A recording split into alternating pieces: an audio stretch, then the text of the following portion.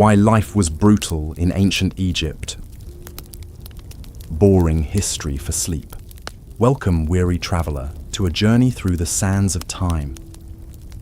As the stars wheel overhead and the night grows quiet, I invite you to rest your head and let your imagination wander to a land of sand and stone, of mighty rivers and towering pyramids.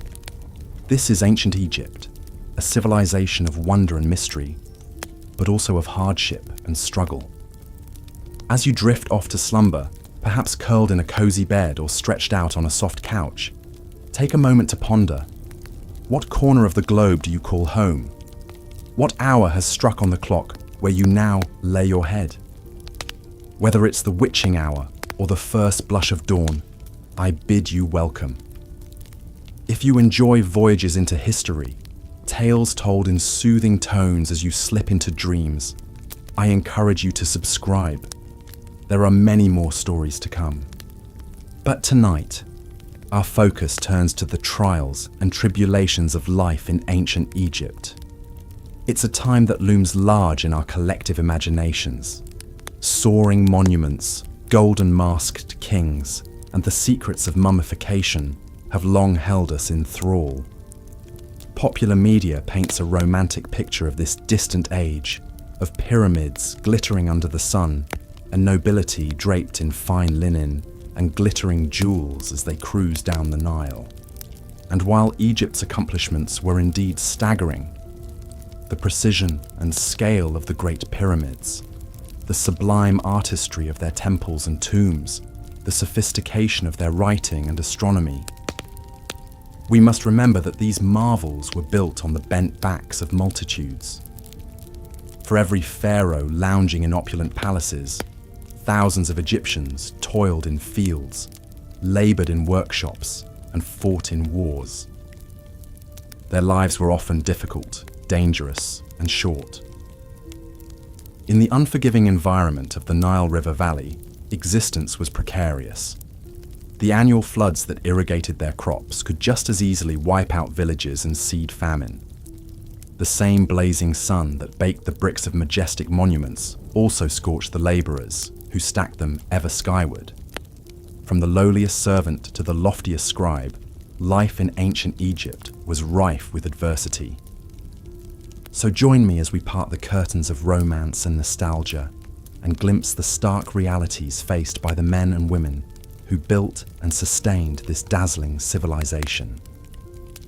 We'll explore 6 key aspects of Egyptian life that made it a constant struggle for survival: the oppressive social hierarchy, the grind of forced labor, the ravages of war, the dangers lurking in their own homes, the spectre of sickness and injury, and the ever-present sting of grief as they buried their dead.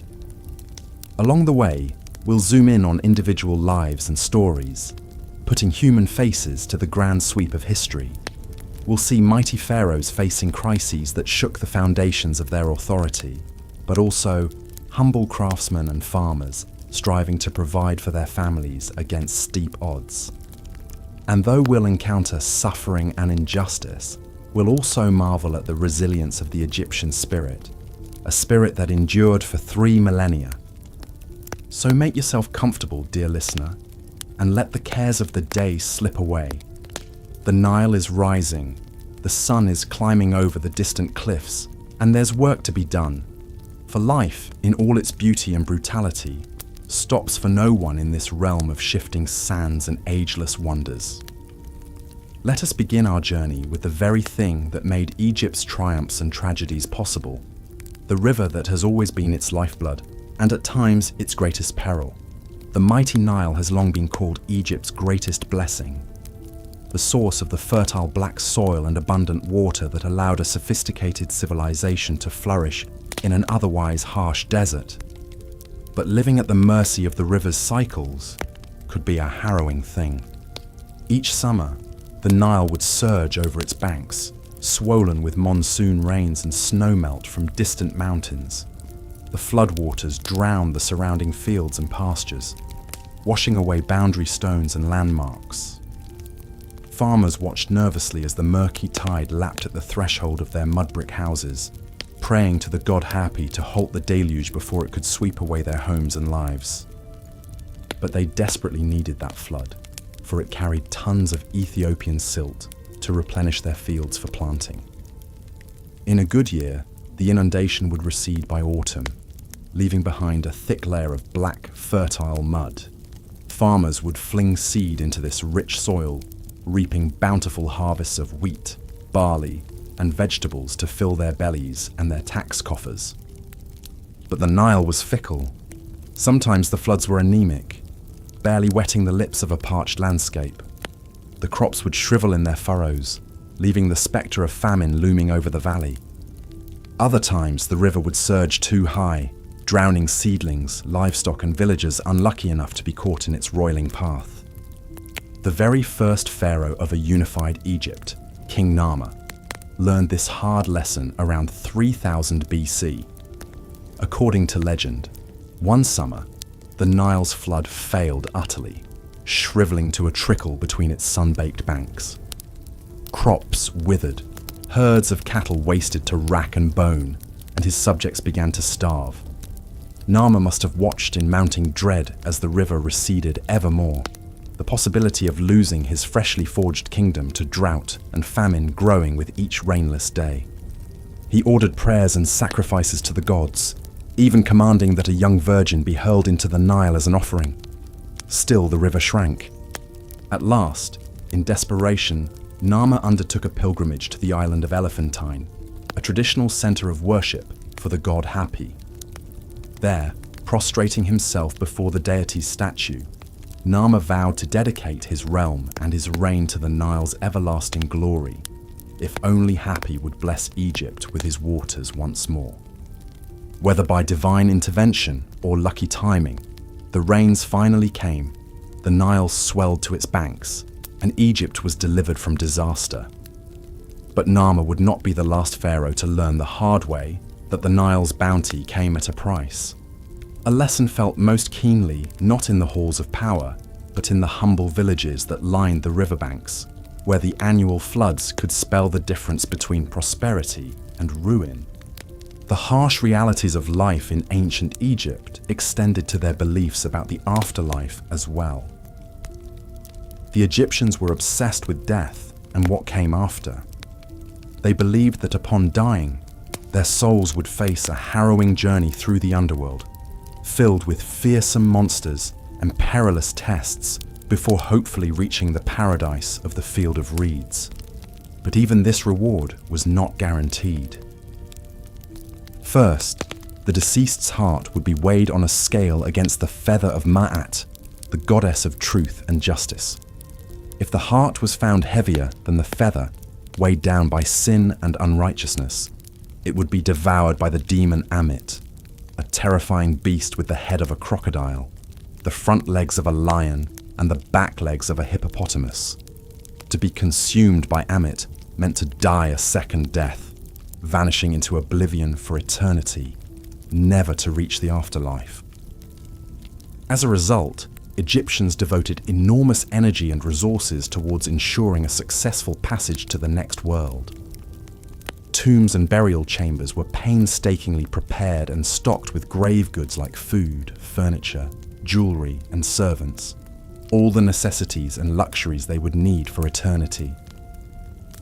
The walls were painted with spells and inscriptions from the Book of the Dead to guide and protect the deceased on their perilous underworld journey. The most crucial step in this process was mummification. Egyptians believed that the soul needed an earthly body to return to in the afterlife. So after death, the corpse would undergo an extensive embalming process to preserve it for eternity. The internal organs would be removed, the body dried in salts, then wrapped in layers of linen soaked in resins.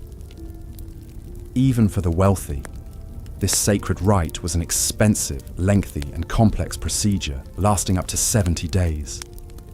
For the pharaohs, no expense was spared in safeguarding their eternal life. Perhaps the most extravagant example was King Tutankhamun, the famed boy king who ruled in the 14th century BC. Although he died unexpectedly at only 19, he was still interred in a multi-chambered, treasure-filled tomb in the Valley of the Kings. Over 5,000 precious objects were buried with him, including 6 chariots, thrones, jewelry, statues, furniture, clothes, and weapons, not to mention the magnificent nested coffins and golden death mask. When Howard Carter unsealed Tutankhamun's tomb in 1922, the dazzling golden treasures captivated the world. But they also reflected the Egyptians' endless efforts to secure their fragile shot at eternal life. And Tut was just a short-lived minor king. Imagine what must have been buried with the great pharaohs like Khufu, Amenhotep III, and Ramses II, who ruled for decades. Sadly, most of their tombs were looted in antiquity, the precious grave goods stolen, the mummies destroyed or scattered. Even King Tut's tomb had been infiltrated by robbers twice before its final sealing. The fear of tomb robbery was a constant spectre that haunted the Egyptians. They built cleverly hidden entrances, false doors and passages, deep shafts and decoy chambers to thwart thieves. Armed guards were posted, and priests made offerings to the deceased kings daily. Elaborately worded curses were carved, invoking the wrath of the gods on any who dared desecrate the tombs. And with good reason, the punishments for grave robbing were among the most brutal in Egyptian law. Convicted tomb raiders faced horrific executions, their bodies then denied proper burial, to doom their own hopes for the afterlife. The ancient Greek historian Diodorus Siculus tells the grim tale of the funeral of Ramses II around 1213 BC. Diodorus writes that during the procession, the king's son noticed a thief tunneling into the royal tomb. The prince could have stopped him on the spot, but let him continue so he could later capture the entire gang in the act. When the trap walls sprung, the thieves faced a ghastly fate. Diodorus recounts, "The king gave orders that the robbers should all promptly be put to a horrible death. To deter any others from like attempts, they were placed still living on skewers and roasted to death over a slow fire. A lurid warning to any who dared cross the sacred boundary between this world and the next." Even the vast hidden cemeteries and secret tomb shafts in the cliffs of the Valley of the Kings couldn't stop the robberies. During the reign of Ramses IX in the 12th century BC, tomb raiding had grown so frequent that the king was forced to dispatch a special commission to investigate. A scribe named Amenhotep was sent out to inspect the royal tombs, and he came back with an alarming report of widespread looting. Amenhotep found the mummies of great kings and queens of the past, cast out of their coffins, dumped ignobly on the ground, stripped of their jewels and amulets. Their unwrapped corpses lay twisted and mouldering, prey to rats and jackals. Even the mummy of the mighty Ramses II had been vandalized, his onyx and precious stone eyes pried out by greedy hands. The investigators rounded up scores of suspects, from lowly stone cutters and woodworkers to the mayor and high priest of Thebes. The confession of one gold worker named Amenhotep reveals the sheer audacity of the tomb robbers. He admitted, "We tunneled into the corridors of the tomb of King Sobekemsaf. We found the king's mummy within, adorned with gold and many jewels. We stripped off the gold and jewels that we found on the mummy of the god, as well as the amulets and ornaments which were around his neck. We found the royal wife likewise. We stripped off all that we found upon her too. We set fire to their mummy cases, and we stole their furniture, which we found with them, vases of gold, silver, and bronze."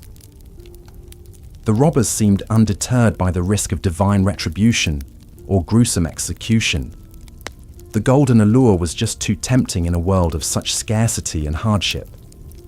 Even the sacred sleep of the pharaohs could not rest undisturbed. So perhaps the Egyptians' obsession with death was well-founded. They poured their hopes into the hereafter because their reality in this life was often so brutally unforgiving. For kings and commoners alike, the spectre of death loomed large and constant. Mummification was a desperate grasp at immortality, and the lavish tombs a priceless insurance policy for a peaceful eternal rest after a lifetime of toil and uncertainty. But in the end, not even the mummies were safe from the long hand of grave robbers and the unrelenting hardships of life along the Nile. The afterlife was the ancient Egyptians' only refuge from the cruelties of this world. And even that was a gamble not all would win. But Tutankhamun, at least, rested undisturbed for over 3,200 years until Howard Carter made his famous discovery. And now, the boy king lives again, immortalized in an exhibit seen by millions, a gilded relic from a harsher age.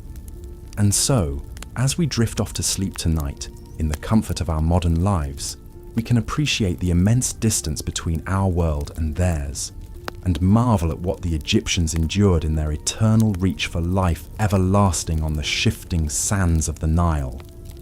Life in ancient Egypt was fraught with uncertainty, hardship, and brutality. Even for powerful pharaohs like Thutmose III, who reigned in the 15th century BC, danger and struggle were never far away. Thutmose III was one of Egypt's greatest warrior kings, leading at least 17 military campaigns during his reign. He fought relentlessly to expand Egypt's empire and secure its borders against rival powers. The Egyptians' most formidable foe during this time were the Canaanite city-states in modern-day Syria and Palestine. After decades of growing Canaanite power, Thutmose III decided a reckoning was in order. In the spring of 1457 BC, he marched his armies out of Egypt and into Canaan to confront his enemies. But campaigning was a difficult and dangerous undertaking, even for a pharaoh. Thutmose and his men faced grueling marches through the scorching Sinai desert. Water was scarce, and heat exhaustion took a heavy toll. When they finally reached the hill country of Canaan, Thutmose found his enemies waiting at the city of Megiddo. The Canaanites had gathered a massive coalition army, with thousands of infantry and hundreds of chariots. They occupied a strong position, with the steep slopes of Mount Carmel protecting their flanks. Thutmose had a strategic decision to make.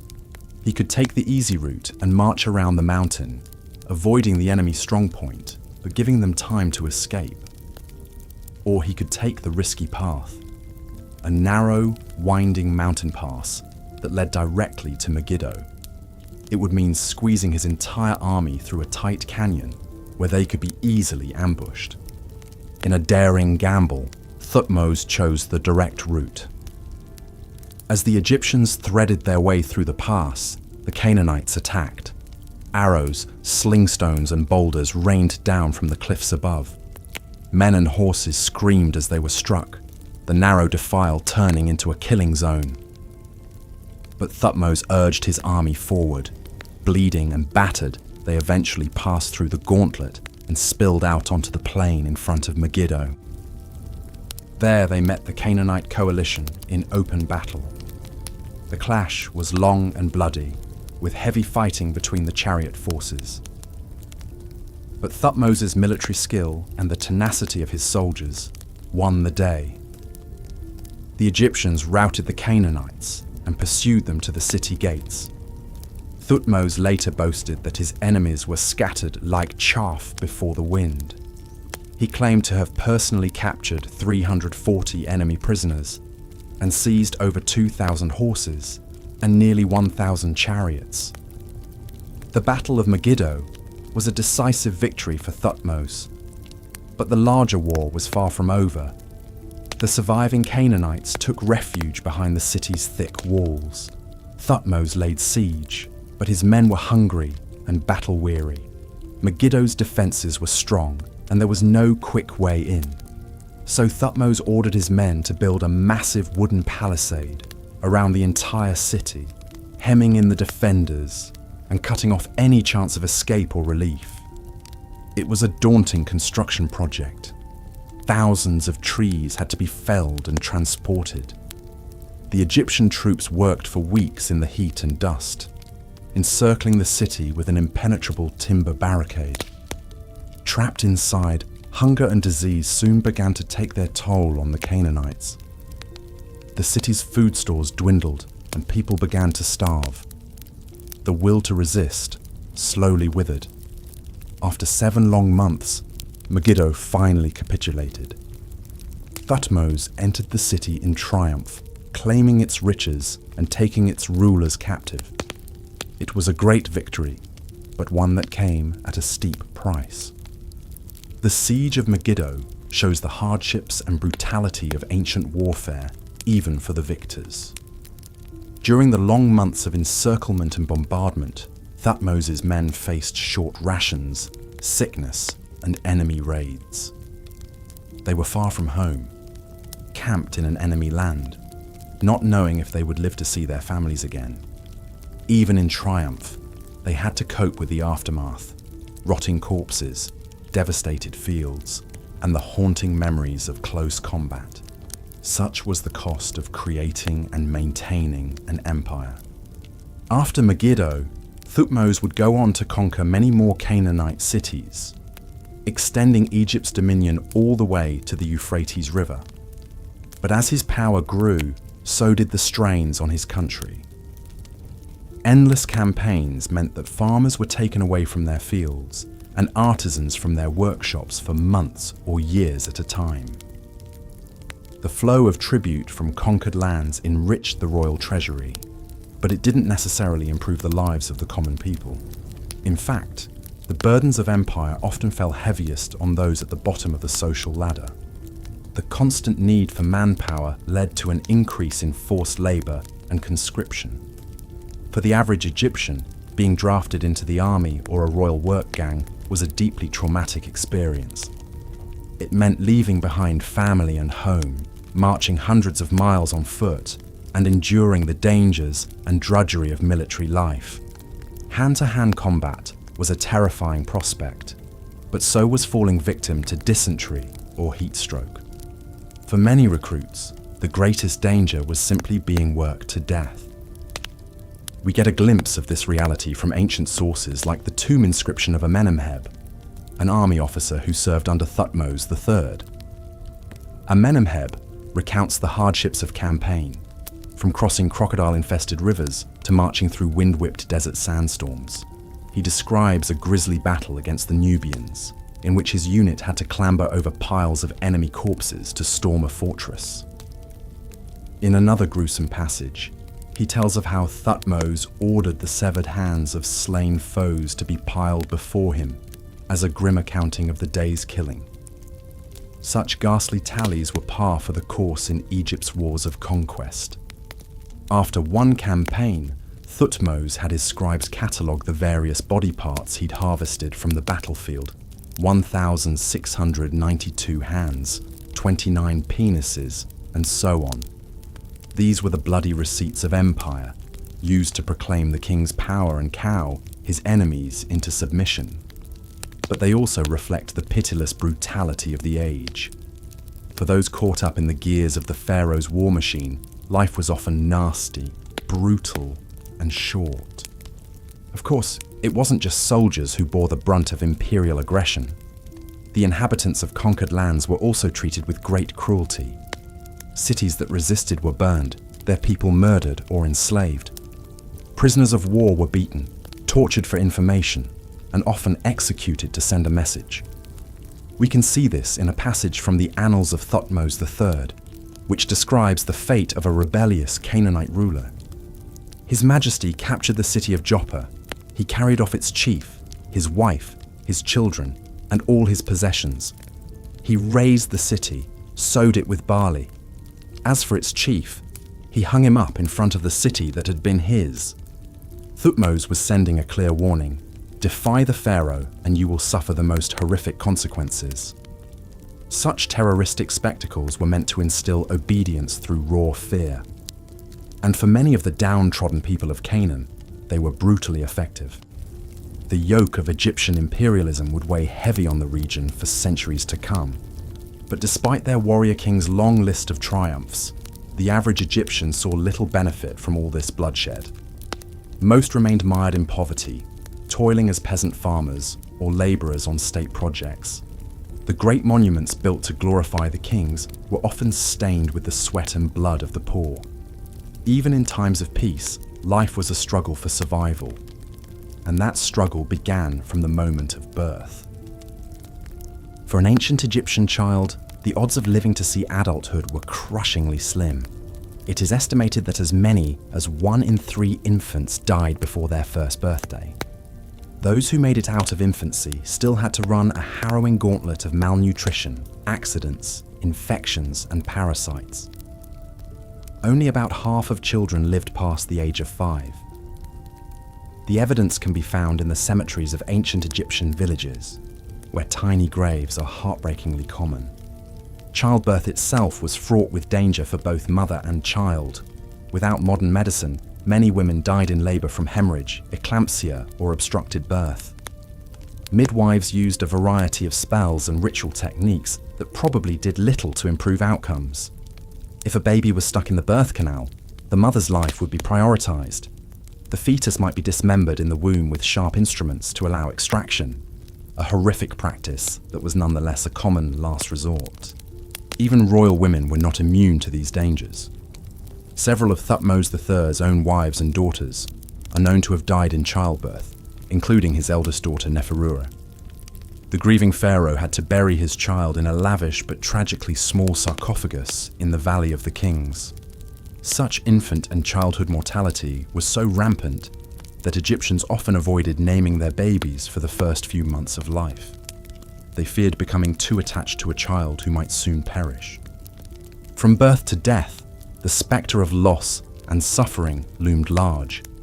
For bereaved parents, the experience was clearly traumatic, and it left a deep imprint on Egyptian culture. The Egyptians believed that the dead needed to be provisioned for the afterlife, so even the youngest children were often buried with miniature combs, pots, and toy figurines. These poignant grave goods reflect the effort to care for the child's spirit, even after death had cruelly intervened. In some cases, infants were mummified with the same lavish care given to adults. We know of a case from the city of Hawara in which a young mother died in childbirth along with her baby. Someone took great pains to mummify the two together, posing the infant at its mother's breast, as if peacefully nursing. It's a touching scene, but also a tragically common one. The fact that the Egyptians developed such elaborate mortuary practices for children speaks to the omnipresence of child death in their society. Those children lucky enough to survive infancy still faced many perils and hardships. Most were put to work at a very young age, helping in the fields, tending livestock, or learning a craft. Education was a rare privilege, limited to the children of the elite. For most commoners, life was a constant struggle to avoid hunger, to pay taxes, to placate the demands of their overseers and landlords. This precarious existence could be upended at any moment by events beyond the individual's control. The Nile's annual flood was the engine that drove Egyptian agriculture, but it was an unreliable and sometimes destructive master. If the waters rose too high, they could wash away entire villages, drowning people and livestock. If they receded too soon, the crops would wither, leading to famine. Even a slight fluctuation could spell disaster for thousands. One such famine is recorded in the inscriptions of the noble Ankh-Tifi, who lived during the chaotic First Intermediate period. Ankh-Tifi describes a time of soaring grain prices, rampant looting, and starving peasants from the north invading his province in search of food. He boasts feeding his own people while turning away the hungry hordes, even as they drop dead at his feet. The whole land has become like locusts, going in search of food. The people in the village are coming to my territory, with their children on their backs, to get grain here to live. I am the one who buries those who died on the road, out of fear of the royal anger. For the hapless refugees, dying on the roadside from hunger was apparently preferable to returning home and facing the king's wrath over their unauthorized migration. Such was the precarity and oppression of their lives. They were utterly at the mercy of the elements and their rulers. When the delicate balance that sustained them was upset, they faced a dreadful choice between the perils of flight or the certainty of starvation at home. The first intermediate period was a time of unusual strife, but localized famines and food shortages were distressingly common even in the best of times. Pests like locusts and grain beetles could consume as much as a quarter of the harvest in a bad year, and the pressure to hand over a sizable portion of their crop to the state left many farmers on the knife's edge of subsistence. For peasants, hunger was a constant companion, and the threat of losing everything was never far from mind. Many fell into debt during hard times and were forced to surrender their meagre plots to powerful landlords. Court records show an endless litany of foreclosures, with whole families taken into bond servitude when they failed to pay up. These debt slaves could be bought, sold, rented out, or bequeathed like any other property. Their dependent status offered them little recourse against abuse and exploitation. Even for Egyptians who owned their own land, the demands of corvée labor could be crushing. During the flood season when they couldn't farm, peasants were often conscripted to work on the Pharaohs' monumental building projects. This forced labor was supposed to be a form of in-kind taxation, but it frequently devolved into outright slavery. The work itself was backbreaking, hauling heavy loads of mud and stones under the scorching sun. Men dropped from exhaustion, crushed by falling blocks, or simply worked to death. We can see the human toil behind the great monuments in the ruins of the workers' village near the Giza pyramids. Skeletons found there show severe arthritis, especially in the lower vertebrae, a sign of long hours spent bent under heavy loads.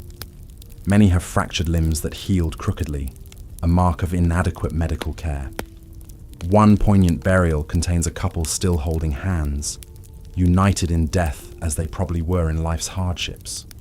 Of course, even in these humblest of remains, archaeologists have found evidence of care and humanity. Graves were dug with some goods to provision the deceased in the afterlife. A prized tool, a bead necklace, or a chunk of meat wrapped in linen to feed them for eternity. Family members who could afford to mummify even a little would often do so, carefully removing the organs and desiccating the body before burial. These practices reflect the deeply human need to honor lost loved ones, but they also bear witness to the harsh realities of the workers' lives. In one mass grave at Giza, piled haphazardly with the skeletons of laborers, Egyptologists found the remains of a woman still clutching her infant child. Both had clearly died on the job, and both bore the marks of malnutrition and physical stress. They were unnamed cogs in the Pharaoh's great machine, worked to the point of collapse, and then buried with little ceremony in the shadow of the monuments they gave their lives to build. So for all its glories and wonders, life in ancient Egypt was often nasty, brutish, and short, especially for those at the bottom of the great social pyramid. They faced a constant struggle against the elements, backbreaking labor, hunger, disease, and a rigid hierarchy that kept them in their place. Even many nobles and priests led lives of surprising precarity, always jockeying for position and favor, always in danger of losing status through the political or supernatural displeasure of the king. Perhaps that is why, despite their reputation for conservatism, the Egyptians displayed a remarkable fascination with the transgressive and chaotic. The tombs of the elite are filled with images of animals and humans behaving in strange, unnatural ways, cats herding geese, mice waging war on cats, animals acting as humans, and humans as animals. Such scenes are often humorous, but they also evoke a world turned upside down, where the iron rules of Mayat, or cosmic order, have broken down. One darkly comic papyrus satirically depicts the gods as a fractious and petty bunch, getting drunk at a banquet and hurling insults at one another. In this topsy-turvy vision, the sun god Ra casually orders his divine guests flayed and their skins used to make a nice pair of sandals. Such irreverent stories allowed the Egyptians to safely transgress the sacred order, to imagine, if only for a moment, a different reality, not bound by the often pitiless logic of Maat.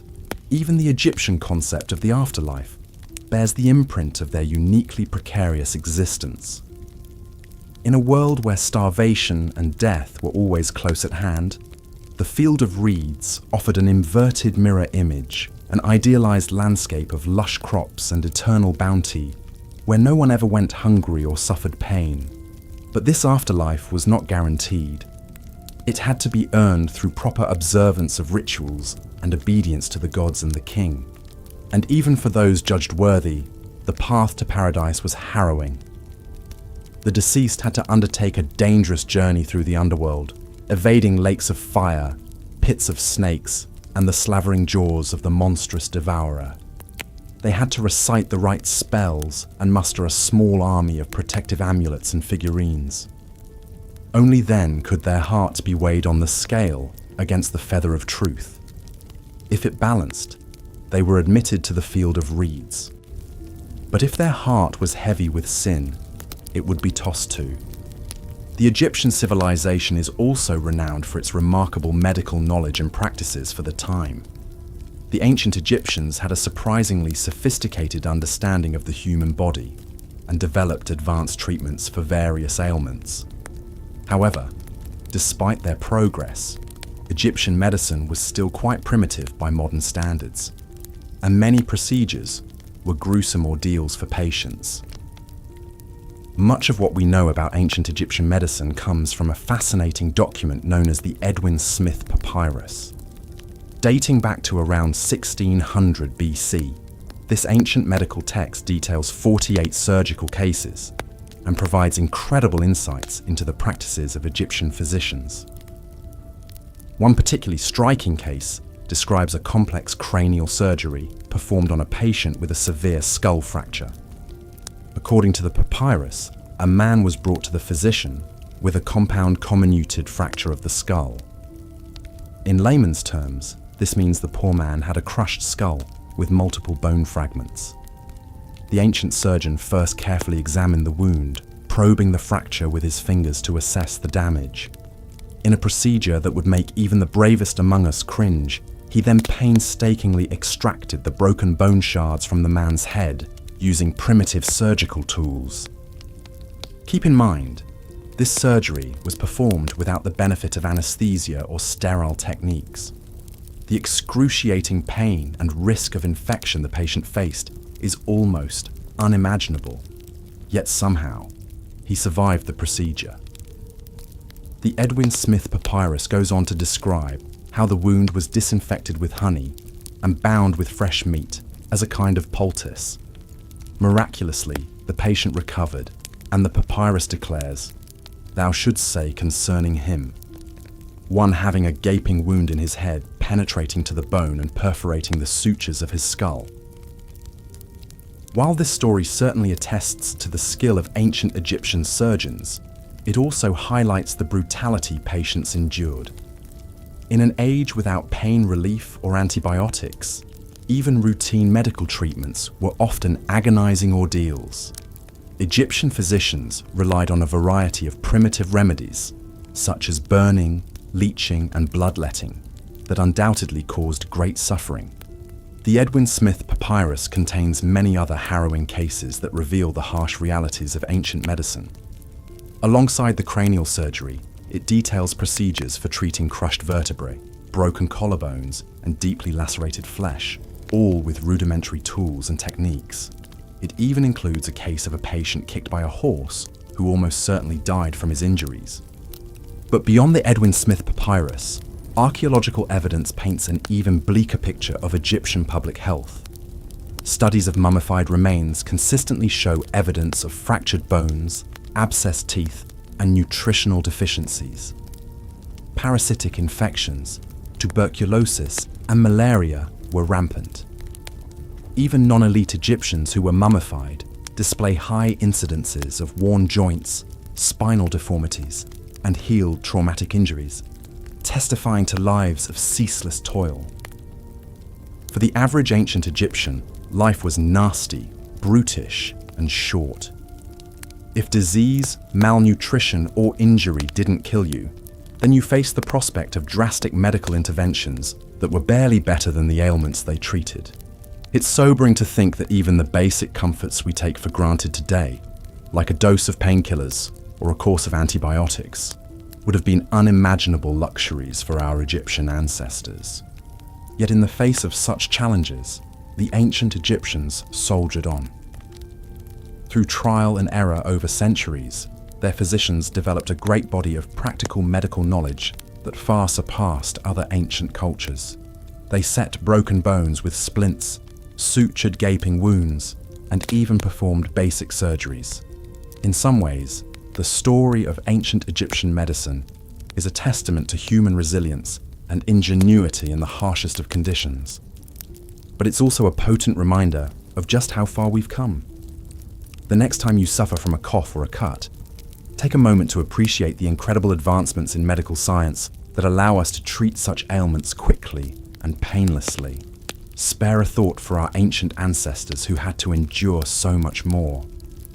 The gleaming scalpels and sterile wards of a modern hospital would seem almost magical to an Egyptian physician toiling thousands of years ago. As we've explored in this series, life in ancient Egypt was difficult for people at all levels of society. From the oppressive heat and unforgiving environment, to war, disease, and social inequality. Hardship was an ever-present reality. By modern standards, the living conditions and daily trials Egyptians faced were almost unfathomably brutal. Yet in spite of it all, the ancient Egyptians built one of the most enduring and captivating civilizations in human history. Through their struggles and triumphs over more than 3,000 years, they left an indelible mark on the human story and continue to fascinate us to this day. There is perhaps a lesson in that, a reminder of the tenacity of the human spirit in even the bleakest of times. As we close this chapter on ancient Egyptian history, take a moment to reflect on all we've learned. From the halls of the Great Pyramids to the squalid huts of the poor, we've tried to paint an immersive picture of life in this fabled ancient land. The reality we've seen is often harsher and harder than our romantic imaginings. But that reality also makes the achievements of the Egyptians all the more remarkable. The next time you see the majestic mask of Tutankhamun or the towering pyramids of Giza, I hope you'll appreciate them in a new light. These wonders were born out of a world of struggle and strife we can scarcely imagine. They are enduring testaments to the grit and greatness of a fascinating civilization that through great adversity reached for the stars. Thank you for joining me on this journey through ancient Egypt. Although our time here was brief, I hope you found it both enriching and engaging. History has so many remarkable stories to tell, if we only take the time to listen. Even an era as distant as Egypt's Old Kingdom still has much to teach us about the human condition and our shared past. And with that, our Egyptian adventure must come to an end. But the annals of history are ever beckoning, filled with remarkable tales just waiting to be told. I hope you'll join me again soon for another boring journey back in time. Until then, this is your faithful history guide, bidding you good night and sweet dreams of pyramids and pharaohs. Be well, and I'll see you next time. The life of a pharaoh may seem glamorous and carefree from our modern perspective. All gold and glory, pomp and power, fawning subjects and monumental building projects to immortalize their names for eternity. But the sobering reality is that even for these god kings, perched at the pinnacle of Egyptian society, life could be brutally cut short. Take for example the mighty warrior Pharaoh Thutmose III, who reigned in the 15th century BC during the affluent 18th dynasty. Thutmose was an aggressive military leader who conducted some 17 campaigns in 21 years, relentlessly expanding Egypt's empire into Syria, Palestine to the northeast, His most famous victory came in 1457 BC at the Battle of Megiddo, where Thutmose's forces routed a rebellious Canaanite coalition and captured the strategic walled city after a 7-month siege. The spoils of war were immense: over 2,000 horses, nearly 1,000 chariots, hundreds of suits of bronze armor and precious metals.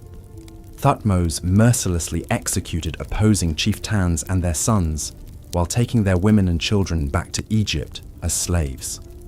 But the cost was high, even for a seemingly invincible living god. While Thutmose's sprawling empire brought Egypt vast wealth and made him the most powerful man of his age, it also demanded that he spend much of his reign on distant battlefields, far from the comforts of home.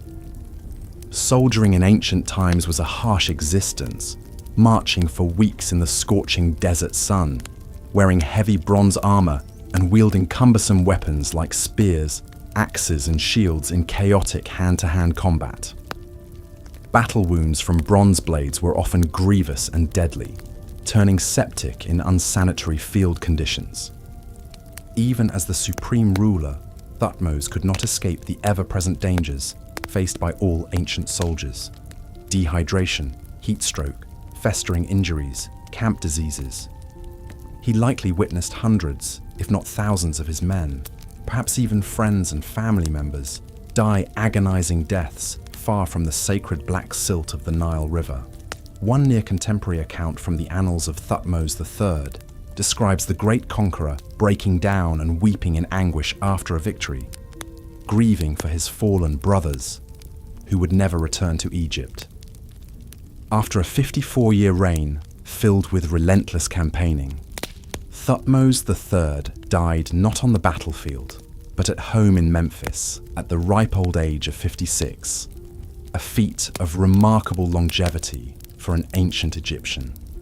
His mummified body, discovered in 1881, showed a warrior pharaoh plagued by painful dental abscesses, arteriosclerosis, and severe arthritis, perhaps from old battle injuries. Even Thutmose the Magnificent, ancient Egypt's greatest imperialist, was ultimately humbled by the physical costs extracted by a life of brutality and conquest.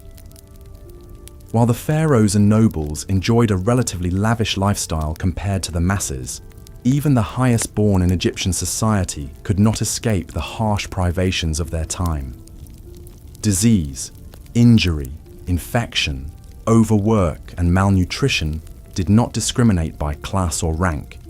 If anything, the weighty expectations and dangers faced by rulers like Thutmose III brought unique miseries and hardships all their own. From within their mud-brick hovels, the average Egyptian could perhaps be forgiven for looking up at the gold-bedecked pharaoh with not only reverence, but quiet envy. Yet a closer examination reveals the heavy toll paid by kings and commoners alike. Life at both the top and bottom of ancient Egypt's hierarchy was often a world of adversity and affliction, hidden behind a glimmering facade of power and prosperity. Of course, the struggles of the pharaohs pale in comparison to the daily brutalities faced by those at the bottom rung of Egyptian society: peasants, servants, and slaves who toiled endlessly in back-breaking serfdom. While rulers like Thutmose III weathered the hardships of war and governance from positions of wealth and authority, the bulk of the population endured the ravages of nature and oppression without relief or recourse.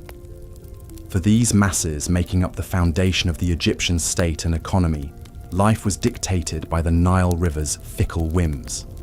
In good years, when the annual floodwaters receded on schedule and deposited a thick layer of nutrient-rich black silt across the floodplain, Egyptian farmers could reap bountiful harvests of wheat, barley, figs, pomegranates, and other crops. The surplus supported nobles, scribes, artisans, priests, the entire vast apparatus of the centralized state.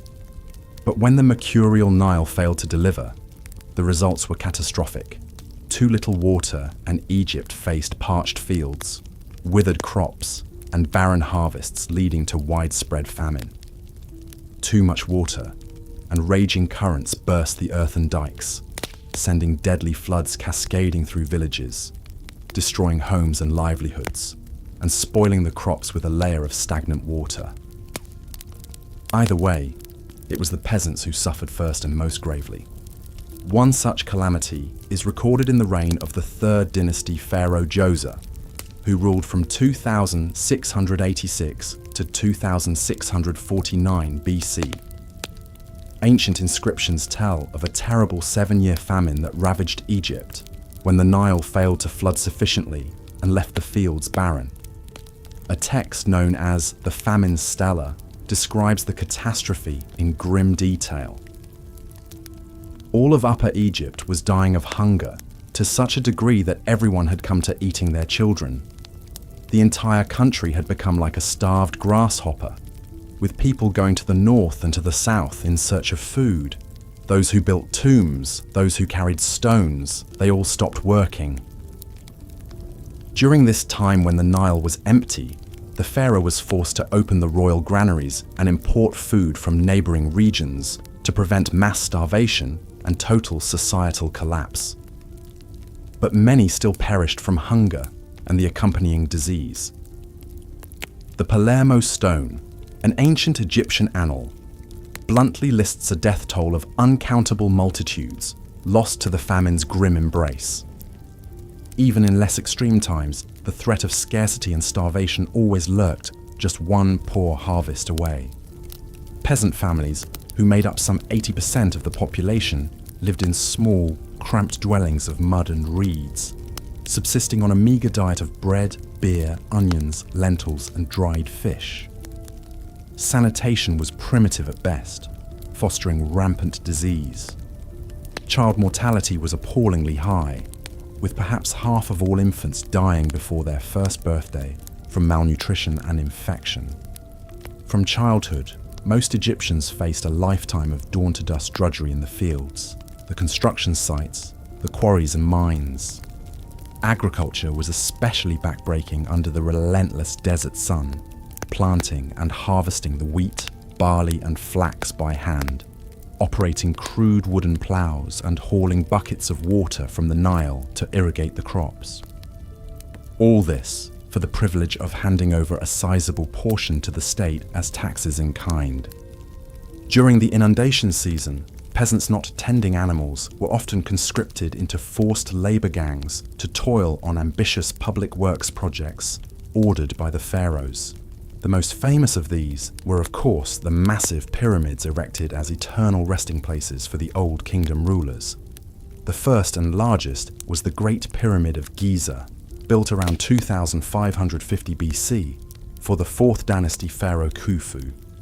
This towering monument, originally 481 feet high and covering 13 acres, was constructed from over 2 million gigantic blocks of limestone, each weighing an average of 2.5 tons. The ancient Greek historian Herodotus claimed that the Great Pyramid required the labor of 100,000 men, working in 3-month shifts over a period of 20 years. While modern Egyptologists put the figure closer to 20,000 to 40,000 workers, the fact remains that this undertaking demanded an almost unfathomable amount of human sweat and suffering. Most of the heavy hauling and lifting was done with the simplest of tools: ramps, sleds, rollers, levers, copper chisels, bronze saws, wooden rollers and sledges, ropes of papyrus and leather. Injuries from falling blocks, pulley failures and scaffolding collapses were common, not to mention crippling repetitive stress and musculoskeletal damage from decades of hard labor. Fractures, crushed limbs, hernias, gashes from flint axes and adzes, infected wounds, blistered skin, heat stroke. These were just some of the worksite hazards faced by ancient Egyptian laborers. Archaeological excavations of workers' cemeteries near the Giza pyramids have revealed the broken bodies of those who gave their blood and bones to build these eternal monuments. Skeletons show numerous healed fractures, severe arthritis, spinal deformities, and missing limbs, grim proof of the physical toll exacted by punishing labor. Yet as difficult as a life was for the average peasant conscript, it was even more brutal for those at the very bottom of Egypt's hierarchy, slaves. These were people captured as prisoners of war during military campaigns, or those who fell into debt bondage and became human property. Slaves were subjected to the harshest and most dangerous work, toiling in the mines, quarries and fields with even less rest or rations than the peasants. One of the most notorious sites was the gold mine of Bir Fawakir in the eastern desert. This desolate, searingly hot landscape was a virtual death camp for the slaves and prisoners sent to mine gold for the Pharaohs' coffers. An account from the 12th dynasty reign of Amenemhat III, circa 1860 to 1814 BC, describes the hellish conditions in visceral detail. Those who are sent to the mine daily suffer hardship tenfold: scorched skin, bleeding feet, failing breath, broken bones. In summer, the miner's face is baked as an earthen pot. His bones are burned like summer flax. His skin hangs loose, ulcered and gashed from the stones. Starvation was a constant spectre, with meagre rations that left miners malnourished and susceptible to the ravages of disease, especially silicosis from inhaling rock dust in the tunnels. Beatings from guards were frequent for those who faltered in their ceaseless toil.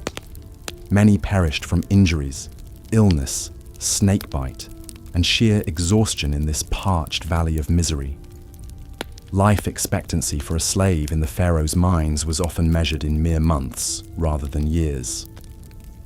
So while the shimmering gold artifacts displayed in the Cairo Museum attest to the wealth and splendor of ancient Egypt's god-kings, they also symbolize the incalculable human suffering that made such opulence possible.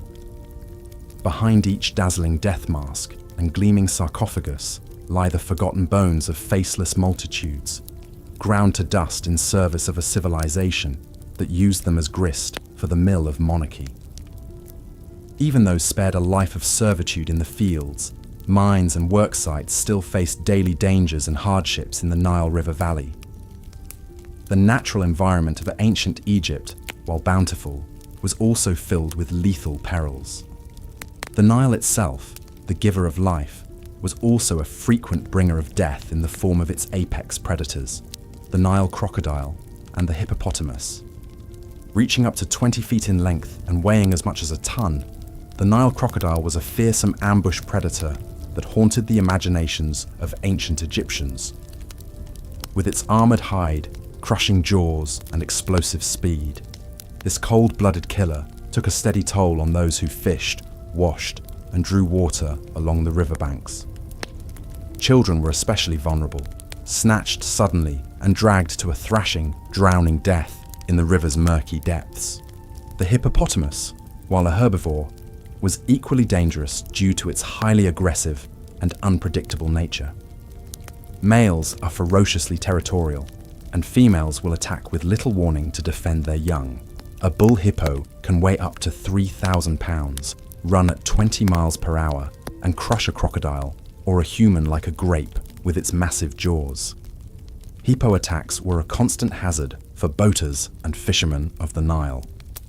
One harrowing account from the 12th dynasty, 1991 to 1802 BC, tells of a herdsman named Tabubu, who was stalked and mauled by a lion while tending his cattle near the river.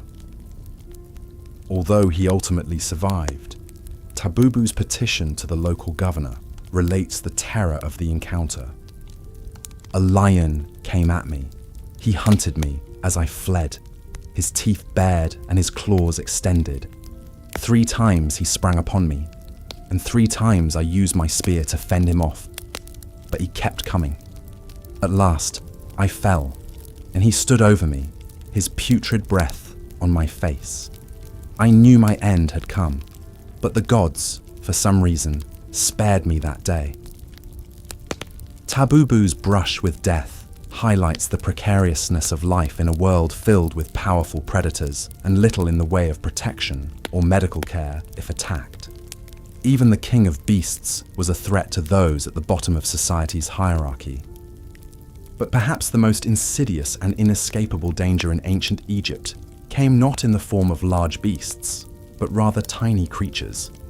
The multitude of biting insects that made life a misery for humans and livestock alike. Mosquitoes rising from the Nile's stagnant floodwaters unleashed the scourges of malaria and yellow fever. Biting black flies spread onchocerciasis, leading to blindness. Filth flies swarmed decaying waste, spreading dysentery and enteric disease. Lice and fleas infested hair, clothing and bedding, tormenting their hosts with ceaseless itching and biting. But by far the deadliest insect was the humble desert locust. When conditions were right, these voracious grasshoppers gathered into ravenous swarms of biblical proportions, darkening the skies and descending on fields to strip them bare of all vegetation in a matter of hours. A single swarm could number in the billions, covering hundreds of square miles and consuming over 400 million pounds of crops per day. For ancient Egypt's farmers, who eked out a precarious living from the Nile's floodplain, a locust plague was a catastrophe of existential proportions. One ancient text, known as the Admonitions of Ippur, from the First Intermediate Period, 2181 to 2055 BC, describes the devastation in apocalyptic terms.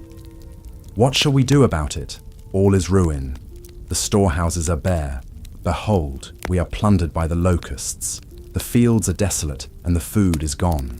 The children wail, I am hungry, but there is nothing to give them. How long can we survive? Such locust plagues were disturbingly frequent in Egypt's long history, triggering famines that unleashed starvation, disease, civil unrest, and societal collapse. Even the pharaoh in his palace could not escape the repercussions, as starving masses left barren fields to congregate in the cities, straining resources and threatening rebellion. Many scholars believe it was a series of locust-driven famines and droughts that ultimately toppled the Old Kingdom around 2200 BC, ushering in a dark age of chaos and fragmentation. So whether by large predators or tiny insects, the natural world posed endless perils for ancient Egyptians, rich and poor alike.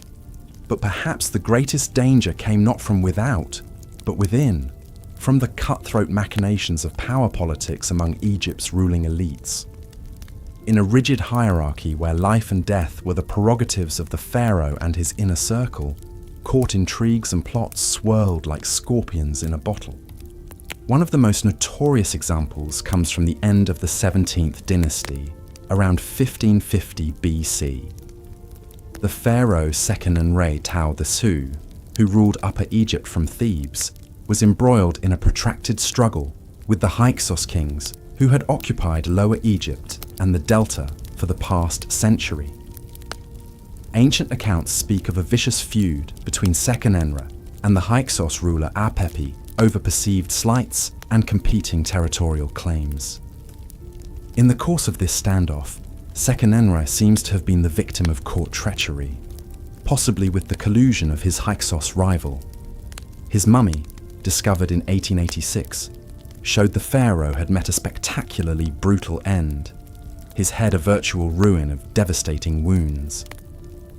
The Theban king's skull had been pierced by at least 5 heavy blows, crushing his nose, shattering his cheekbones and jaw, and driving splinters of bone into his brain. What exactly happened remains a subject of debate, but Egyptologists believe Seqenenre was likely murdered either in his sleep or while restrained in some sort of palace coup. The subsequent hasty mummification, with no attempt to conceal the gruesome injuries or even remove the brain, suggest his killers were in a hurry to dispose of the body and cover up the crime. His wife, Ahotep I, seems to have held things together in a regency until their son, Ahmose I, was old enough. Some of the cruelest punishments in ancient Egypt were reserved for tomb robbers. The abundance of valuables buried with the pharaohs and nobles proved too tempting for many in the lower classes. Jewelry, statuettes, furniture and more could be stripped from tombs and sold on the black market for a hefty profit, making grave robbery a lucrative if perilous endeavour. Authorities went to great lengths to deter this rampant crime and protect the sanctity of the tombs. Armed guards patrolled larger tombs and cemeteries. The tombs themselves were filled with confusing mazes of passageways, dead ends and booby traps meant to thwart intruders. Secret entrances were designed to conceal burial chambers. The mummified bodies within were magically cursed by priests to rise up and torment any who disturbed their rest. But even with precautions, tomb robbery remained a persistent scourge. When thieves were caught, the penalties were brutal and horrifying. No half measures would do. A swift, painful death was only the beginning. To fully punish the malefactors and dissuade any who might follow in their footsteps, Egyptian justice took on a twisted, symbolic flair. During the reign of Ramses IX in the 20th dynasty, around 1100 BC, tomb robbing had reached epidemic proportions. The pharaoh's agents managed to capture a band of thieves who had long been plundering the nobles' tombs. Records from their interrogation paint a grisly picture of their fate. Under torture, the prisoners confessed to defiling numerous tombs throughout Egypt over many years. The great wealth they had pilfered was long gone, leaving nothing to recover. For their unforgivable transgressions, the authorities condemned them to an elaborately macabre execution. First, the thieves' noses and ears were cut off while they still lived. This was to deprive them of sensory pleasures in the afterlife. With anguished shrieks, the men were then impaled on sharpened stakes and left to writhe in agony as they perished. But the punishment did not end there. In a final spiteful stroke, the desecrated corpses were gathered up and carried to a special embalmer. Though they no doubt stank of blood and fear, the bodies were carefully mummified according to sacred rituals. Each thief's earthly remains, once preserved for eternity, were ignominiously entombed in a mass grave, their organs and possessions scattered. This ghastly display was a dire warning to any who dared rob the dead. Not only would their lives be forfeit in the most painful manner, but their hopes for a joyous afterlife would also be obliterated. Denied all funerary rites and equipment, their souls would be lost between worlds, forever tormented. Though it may strike us as excessively cruel, Egyptians widely deemed the tomb robber's grisly fate as fitting justice. The afterlife was of supreme importance, and pyramid and tomb construction consumed untold resources. Stealing sacrosanct grave goods damaged the spirits of the deceased and undermined faith in divine order. Only the harshest retribution could answer such an affront to society. Of course, not every tomb robber was caught or punished so gruesomely, and in many cases, the corrupt authorities were involved in the thefts themselves. But the particularly vicious treatment of this gang in Ramses, the ninth time, stands as a potent reminder of the risks that came with the lure of easy riches. Life may have been short and brutal for the average Egyptian, but death could be even worse. Those who transgressed in life might find themselves facing down eternal suffering rather than eternal reward. The dreadful penalties for tomb robbery were perhaps the ultimate manifestation of ancient Egypt's preoccupation with the worlds beyond. So, while great wealth and power were hoarded by the elite in gilded palaces, the threat of mutilation and damnation kept the lower classes in line. One might almost pity the thieves so hellishly executed, were it not for the sacred significance of their crimes. In a society so focused on death, perhaps no punishment could be too extreme. Even beyond the famous pyramids at Giza, ancient Egypt was a land marked by tombs.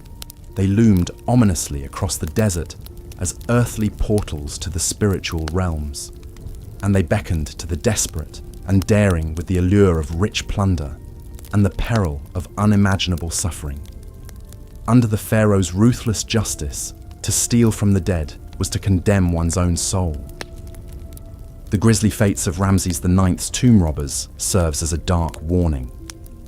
In a domain where the lines between natural and supernatural so often blurred, perhaps to violate the sleep of the deceased was to invite horror beyond mortal reckoning. Whether taken as historical fact or apocryphal tale, the execution of the tomb thieves offers another chilling glimpse into the severity of ancient Egyptian life and death. For the average Egyptian, so much of life revolved around staving off the ever-present spectres of poverty, pain, and oblivion. But even in death, there could be no escape or mercy for those who violated the sacred and social orders.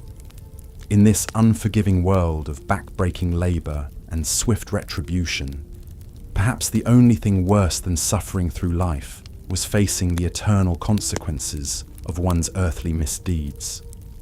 So while the magnificent monuments along the Nile still dazzle us with visions of Egypt's golden age, it pays to remember the blood and bone that supported those lofty ambitions. Behind each titanic stone was 100 forgotten tragedies. Beneath each shining treasure was an abyss waiting to consume the unlucky and the criminal. Though they could be unspeakably cruel, perhaps practices like the ghastly execution of tomb robbers were inevitable in a society so fixated on the worlds beyond. With cosmic order and immortal glory at stake, even petty crimes took on metaphysical weight. When your gods could devour your soul, what could be worse than the wrath of kings? In the final analysis, life along the Nile was perhaps little different than anywhere else in the ancient world. The mighty few enjoyed power and luxury, while the anonymous multitudes toiled and suffered in the dust. The difference was in how the Egyptians codified this stark divide between throne and throng in their spiritual beliefs. If a peasant was worked to death or executed for theft, it was divine will manifest. The social order, like the annual floods that nourished the Black Land, had its ultimate source in the gods. To the pharaohs and priests, even the cruelest deeds were justified in service of upholding the eternal balance. There could be no mercy for those who threatened the cosmic symmetry in this life or the next. The thieves who dared to undermine the sacred compact between the living and the dead had to be destroyed utterly, their wretched souls scattered like chaff in the desert wind. For in ancient Egypt, the line between order and chaos was razor thin, and the price for transgression was beyond measure. So the next time you find yourself marveling at the works of the pharaohs, spare a thought for the legions of the forgotten who perished in their making. Ponder the fates of those who toiled in the city of the dead, and those who dared to steal from it. And remember that there in the domain of the deathless kings, to rob a tomb was to court oblivion itself. Despite the oppressive hardships of forced labour, ancient Egyptians still found small ways to maintain their dignity and humanity. Archaeologists have uncovered evidence of worker villages near the pyramids where the conscripted labourers and artisans lived during the long years of construction. Skeletal remains show many suffered from arthritis, herniated discs, and other repetitive stress injuries. But amidst the backbreaking toil, these workers still carved out an existence for themselves and their families. Excavations have revealed that the labourers lived in simple mud brick apartments laid out in orderly rows. Each unit housed 4 to 8 workers, likely organised into teams. The village even included amenities like communal dining halls, breweries for making beer, and kitchens for baking the abundant bread that formed the foundation of their diet. This suggests that the workers were at least adequately fed and housed, and not simply treated like expendable slaves. We also see evidence of community and social bonds. Potsherds and limestone flakes served as rudimentary writing surfaces, and a few bare messages like "Friends forever" or "May you be well and healthy."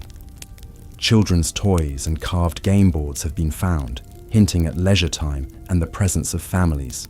And the dead were buried with care, some even with small grave goods.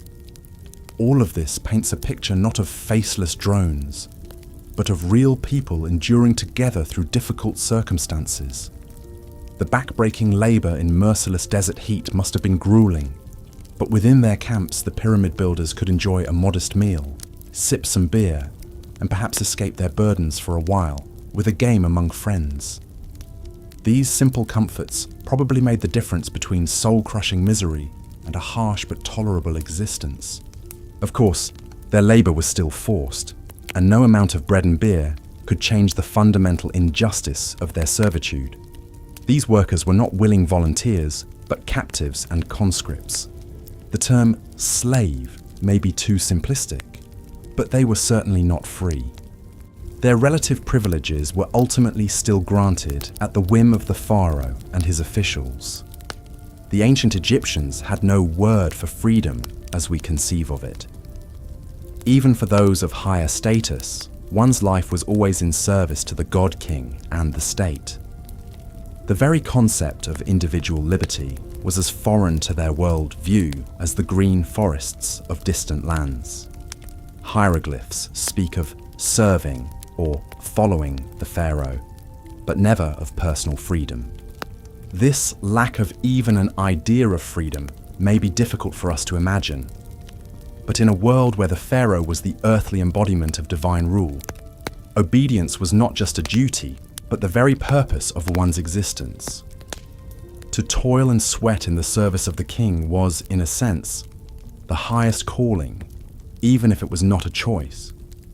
From a modern vantage point, building colossal pyramids to glorify god-kings may seem like a frivolous waste of human effort. The size and grandeur of these monuments required an almost unimaginable marshalling of labor and resources. The Great Pyramid of Giza, for instance, is estimated to have taken around 20,000 workers over 20 years to complete, using more than 2 million limestone blocks, each weighing an average of over 2 tons. Multiply this by the dozens of other pyramids that stud the Nile Valley, not to mention the countless temples, tombs, obelisks, and statues, and the scale of conscripted labor over the centuries becomes staggering.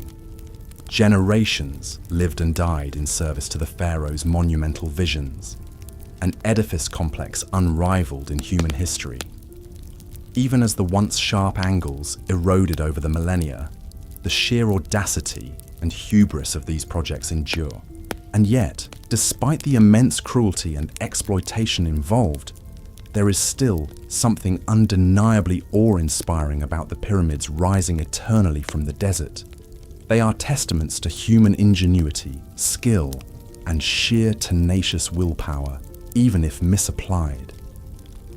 The pharaohs may have been tyrants, but the workers who realized their fevered dreams were not mindless drones. In their own way, they achieved a kind of immortality through their creations. Admittedly, this is cold comfort to the many who suffered and died to achieve that immortality.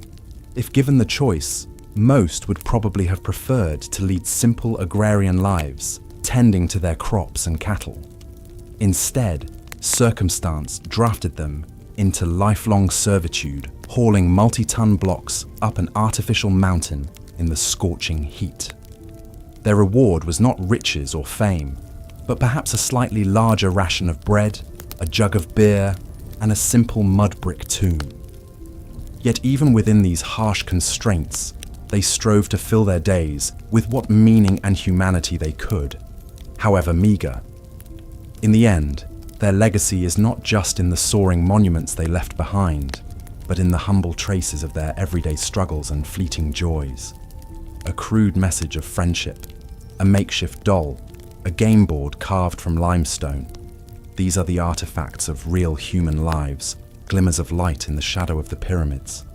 As we gaze up at the towering achievements of the pharaohs and marvel at the ancient Egyptians' architectural prowess, let us also remember the many hands that made it all possible at such a heavy cost. The true wonders of Egypt are not just the grand tombs of kings, but the quiet resilience of the laborers who endured lives of grinding hardship to build them. In their own way, they too have endured through the ages, quietly waiting for us to unearth and remember their stories. For all its beauty and mystery, ancient Egypt was a civilization steeped in exploitation from its very foundations. The unimaginable splendor of the pharaohs' courts and the golden glories of their tombs were paid for with the sweat and blood of tens of thousands. This is the dark underside of the dazzling veneer, the cost measured out in endless years of toil beneath the whips of overseers. Yet, it is a testament to the indomitable human spirit that even in the face of such oppression, people found small ways to persist and endure. In the cool shadows of mud brick huts, conscripted pyramid builders found solace in friendship, community, and the modest comforts of food and leisure. They may have been bound in service to the god-kings, but they stubbornly carved out spaces for their own humanity.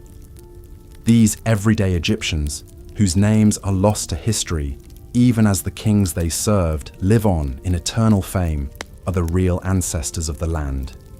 Dynasties rose and fell, the kingdoms of pharaohs flourished and faded, but the common people endured through the millennia, passing down their quiet resilience from generation to generation.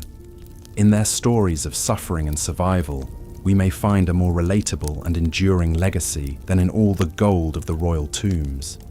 The ancient Egyptians believed that to speak the name of the dead was to make them live again. Perhaps then, simply learning about the lives of the pyramid builders and conscripted laborers is a kind of remembrance, a way to honor their struggles and their humanity across the vast gulf of time. They may not have been kings or gods, but they too have earned a place in eternity. Word count, 1,231.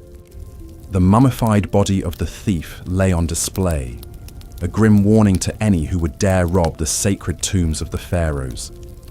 Grave robbing was an epidemic during the reign of Ramses IX in the 12th century BC. Times were desperate, and many turned to plundering the riches buried with the kings of old. But the price of feeding one's family with grave goods was a horrific death. The condemned were tortured brutally to reveal the locations of their hidden loot and accomplices. Arms were twisted until they snapped. Backs were lashed into bloody shreds. Embers were pressed into bare flesh. Anything to make them talk. And in the end, they all did. Swift and terrible retribution came next. The lucky ones were simply beheaded, their severed heads mounted on pikes. Others suffered slower, crueler fates, flayed alive, impaled through the gut, or entombed in a sarcophagus with ravenous flesh-eating beetles. The bodies were then mummified and callously stuffed into the very tombs they tried to rob. These ghastly punishments may seem barbaric today, but Egyptian culture held a strong belief in eternal life after death. The pharaohs expected to enjoy forever the treasures buried with them. Stealing those grave goods didn't just deprive the kings of their wealth, it threatened their immortality. Such a sin against the gods could not go unanswered. So the mummies of the tomb robbers stood forever in the tunnels they violated, an eternal sentence. Their disfigured remains proclaimed the perils of desecrating the dead. The authorities made sure all the gory details spread through the kingdom to discourage other would-be thieves. Life may have been desperate for the peasants of ancient Egypt, so poor they would risk even the pharaoh's curse. But in death, the kings always won. The more of their subjects they could pack into their plundered tombs, the better. As if the threat of torturous execution wasn't worrying enough, ancient Egyptians faced plenty of other mortal perils in daily life. The very wildlife of the Nile River Valley where they made their home teemed with deadly animals. The Nile's banks crawled with Nile crocodiles, enormous armored reptiles that could drag a fisherman to his doom in a flash of thrashing teeth. Portly hippos may look docile, but they are fiercely territorial and can slice a man in half with their great tusks. Growling lions prowled the desert dunes, occasionally picking off a shepherd or a wanderer.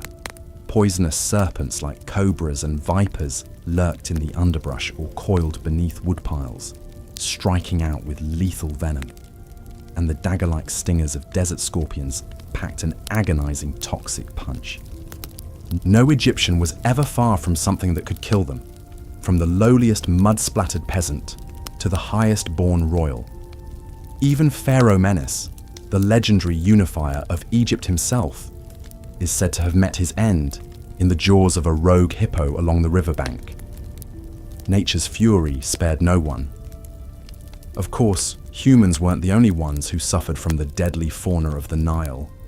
The beasts took their toll on each other as well. A tomb painting from around 1900 BC depicts the story of a humble herdsman named Tabubu and his harrowing encounter with a lion. As Tabubu drove his cattle along their grazing grounds one evening, he suddenly heard a terrifying roar. Whirling around, he came face to face with a mighty male lion, its tawny mane bristling and yellow eyes glaring. Tabubu froze in utter fear, knowing he was no match for this ultimate predator.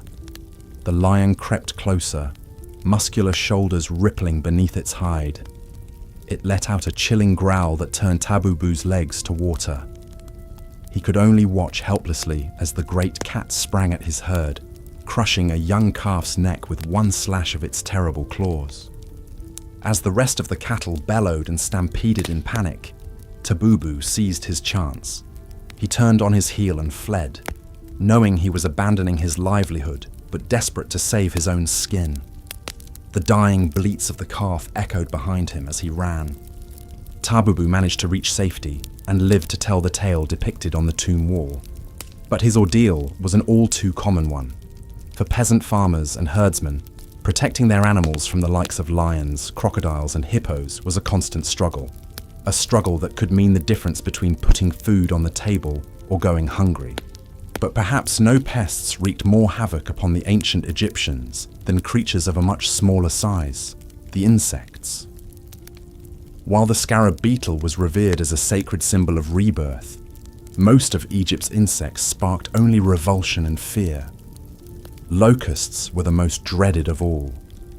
Huge swarms of these voracious grasshoppers would descend upon the land seemingly out of nowhere, covering the skies like a writhing curtain for miles.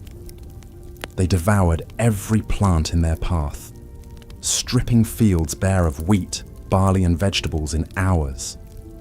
A severe locust infestation could completely decimate harvests, leaving no food to fill the kingdom's granaries. Famines followed in the insects' wake as surely as the gnawed stubble of ravaged crops. All the farmers could do was pray, burn offerings, and wait for the relentless swarms to pass. Other creeping and buzzing vermin made the Egyptians' lives a daily misery. Flies swarmed around them in thick, droning clouds, and mosquitoes whined incessantly in their ears at night. Ants invaded their mud brick homes, and roaches skittered underfoot. Lice and biting fleas tormented their skin, and intestinal worms robbed their bodies of precious nutrients. All these parasitic pests not only made for constant discomfort, they spread disease. With poor sanitation and close quarters, outbreaks of malaria, dysentery, and typhoid fever scourged the populace. The Egyptians had no understanding of the role insects played in dispersing these illnesses. They could only blame the gods or evil spirits. Between the untamable wilds of nature and the squalid conditions of their man-made society, sickness and death shadowed the Egyptians' every step. Even the luckiest and wealthiest could never fully escape their spectre. But perhaps those who bore that burden most heavily were the very youngest. In the unforgiving environment of ancient Egypt, children were the most vulnerable of all. It's estimated that as many as 1 in 3 infants died before their first birthday. Only about half of all children lived to see the age of 5. The child mortality rate was staggering. Malnutrition and disease claimed countless young lives. Starvation was an ever-present threat for the poorest families, and even the more prosperous struggled to nourish their children during lean times and famines. Contaminated food and water spread dysentery, cholera, and other deadly intestinal diseases. Childhood injuries and accidents were often fatal as well. Young ones tumbled into the Nile's waters and never resurfaced, or were snatched by crocodiles as they played on the banks. They were trampled by oxen in the fields or crushed under toppling mud brick walls. Snake bites, scorpion stings, and infected wounds frequently proved too much for their small bodies to overcome. But even more insidious were the ailments no one could see. Invisible, microbial killers that struck without warning. Newborns shuddered with tetanus contracted through the cut of an unclean blade. Diphtheria ravaged tiny throats and choked the breath from fragile lungs. Scarlet fever scorched across delicate skin and seared vulnerable brains. Without vaccines or antibiotics, no amount of a mother's desperate prayers or a healer's herbs could reverse these grim diagnoses. Parents were left clutching, cooling, lifeless forms to their chests, keening their grief to an indifferent sky. So ubiquitous was childhood death that the Egyptians almost seemed to expect it. Many didn't name their babies for months after birth, perhaps to spare themselves even greater heartache when the near-inevitable loss occurred. Children weren't seen as full members of society until around the age of 5 or 6, when their odds of survival finally improved. For those youths who did endure, there was little time to celebrate. As soon as they were able, most children were put to work alongside their elders. Farmers' sons followed their fathers into the fields. Daughters helped their mothers grind grain, carry water, and tend to younger siblings. In artisans' workshops, nimble young fingers wove flax into linen and shaped clay on the potter's wheel. Among the poorest families, children as young as 5 could be sold into servitude to pay off their parents' debts. They might labor as unskilled workers on the Pharaohs' building projects, hauling bricks and buckets of sand bigger than they were. Or they would be sent to toil in a noble's home, sleeping on the kitchen floor and scrubbing, fetching and serving from dawn to dusk. This back-breaking labor took a harsh toll on growing bodies already weakened by malnourishment and illness. Many children bore evidence of severe anemia, stunted growth, spinal deformities, and degenerative joint diseases. Others lost fingers, toes, or limbs to infected wounds and fractures that never healed right. But perhaps most poignant are the rare archaeological finds that attest to the love behind the loss. In the ruins of the workers' cemetery at Deir el-Medina, a child-sized mummy was discovered, still clutching a beloved toy carved in the shape of a cat. A baby buried with a rattle fashioned from a turtle shell, so they would never feel alone. Heartbreakingly small skeletons were unearthed, still enfolded in their weeping parents' arms, interred together for all eternity. Delicately painted wooden coffins held the fragile remains of infants, commissioned despite the crushing poverty of their bereaved families. These whispering remnants remind us that no matter how long ago they lived, these were parents who adored their children. Each of these burials represents a life cut monstrously short and a grief too heavy to ever fully leave behind. The ancient Egyptians may have had no choice but to carry on in the face of such staggering childhood mortality. But the pain of a parent who has had to lay their precious child into the dust is timeless and unending. But tragically, once an Egyptian managed to survive the perils of childhood, the dangers of growing up still weren't over. As children developed into puberty, the grim threat of death in childbirth reared its ugly head for half the population. In ancient Egypt, as in most societies throughout history, a woman's primary role was to marry and bear children to carry on the family line.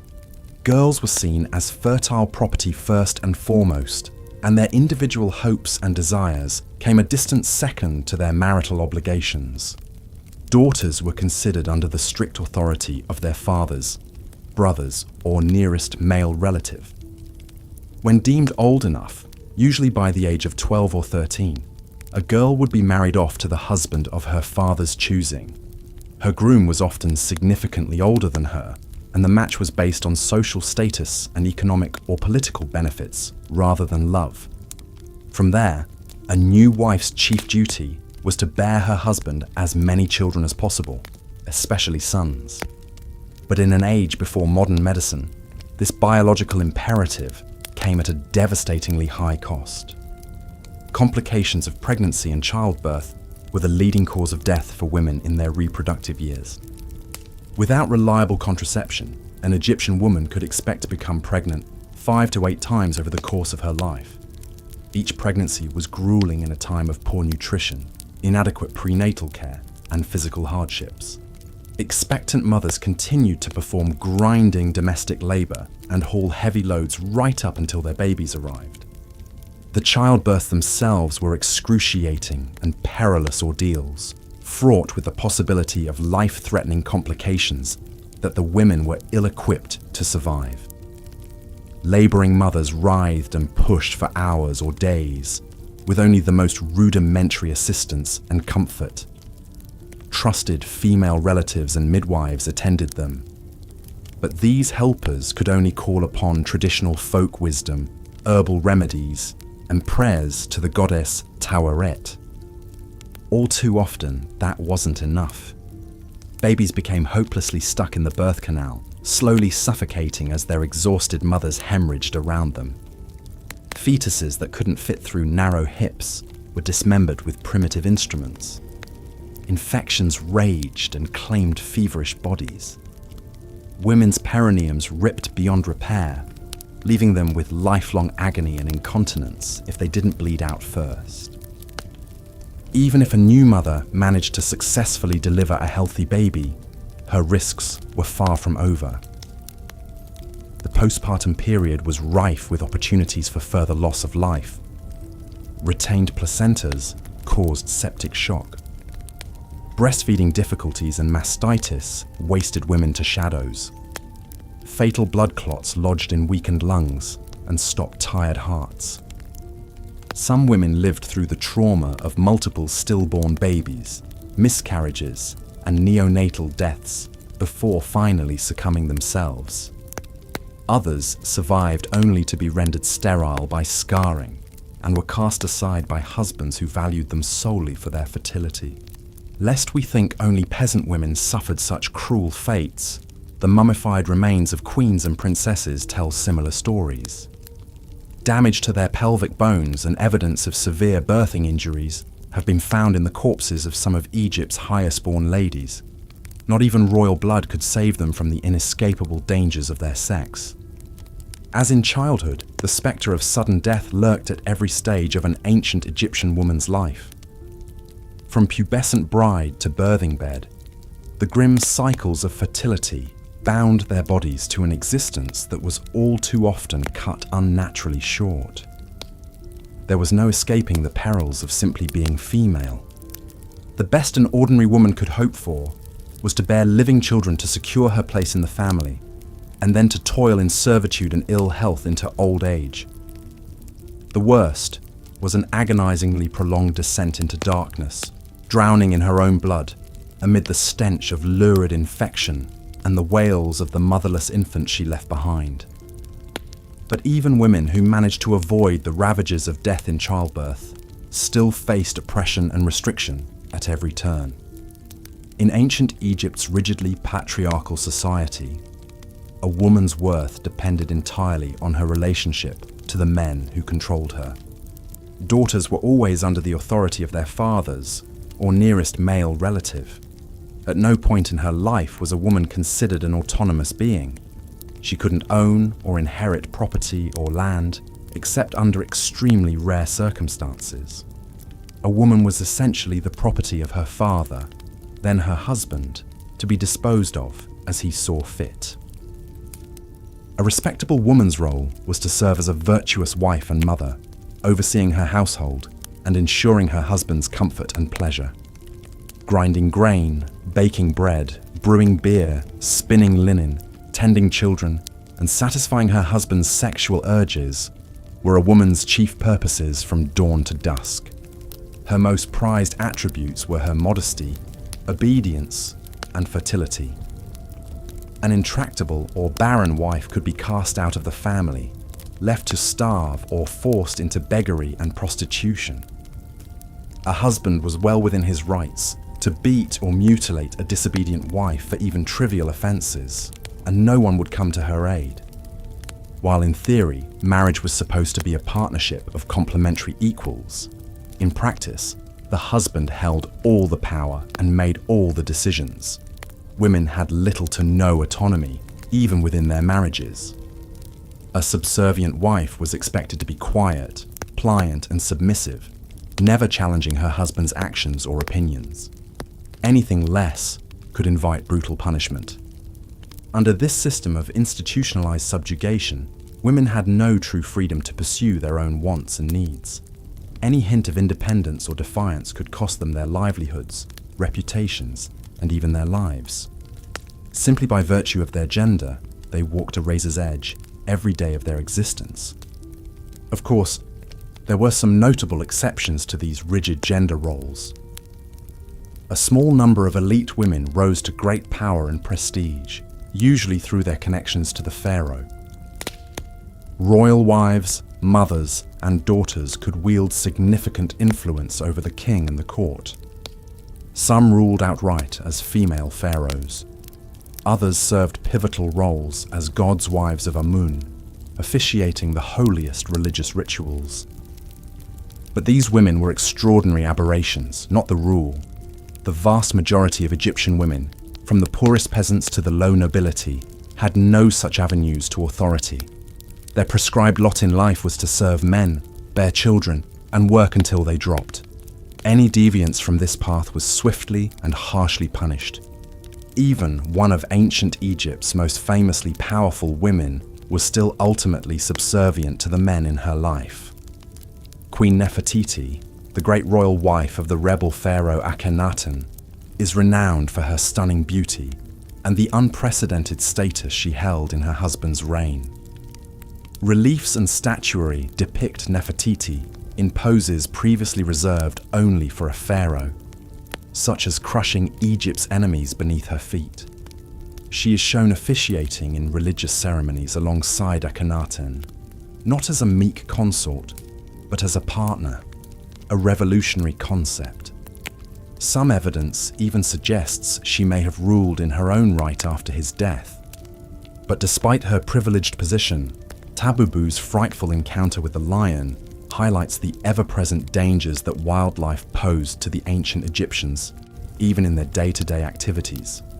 Lions, along with crocodiles, hippopotamuses, cobras, and scorpions were a constant threat, particularly for those who worked outdoors in fields or along the Nile. A moment's inattention or a stroke of misfortune could lead to tragedy. But it wasn't just large, ferocious beasts that made life miserable for the Egyptians. Smaller creatures like insects and rodents also took a heavy toll. Locust swarms were an occasional but devastating menace, capable of stripping fields bare of crops in a matter of hours. A major locust infestation could wipe out food supplies, causing widespread famine and starvation. Even in regular times, pests like mice, fleas, flies, and grain weevils made Egyptian homes rather unpleasant places to inhabit.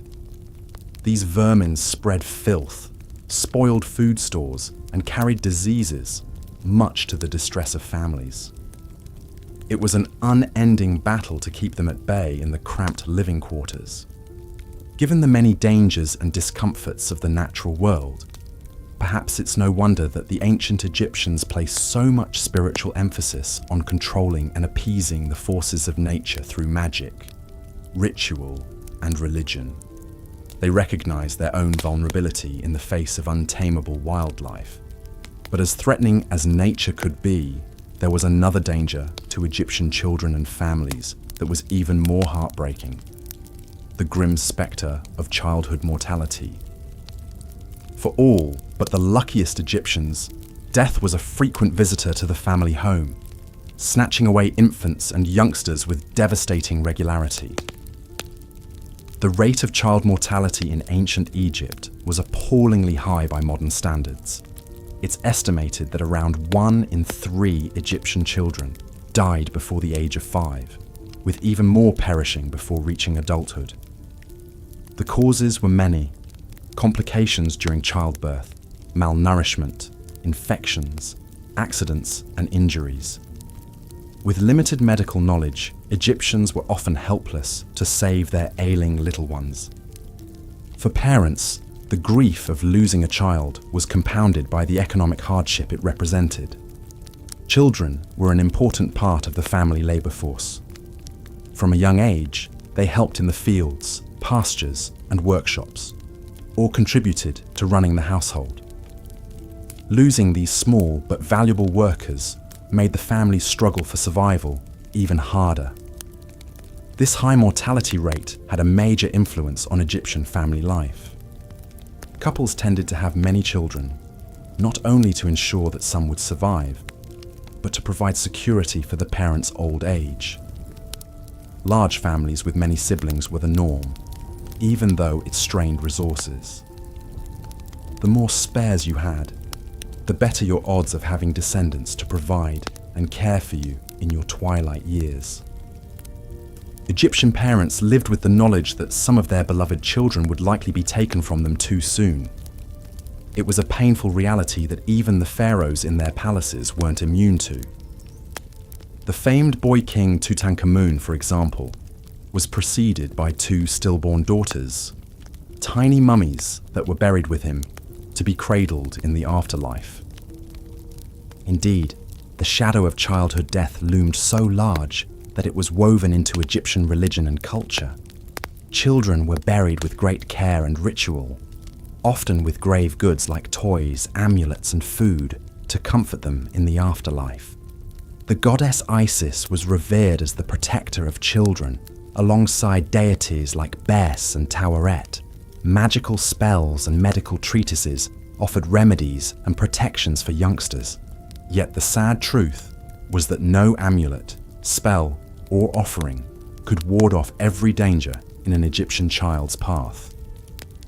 For bereaved parents, the only real comfort was the belief that their lost little ones would live again in the beautiful field of reeds, where life was easy and suffering unknown.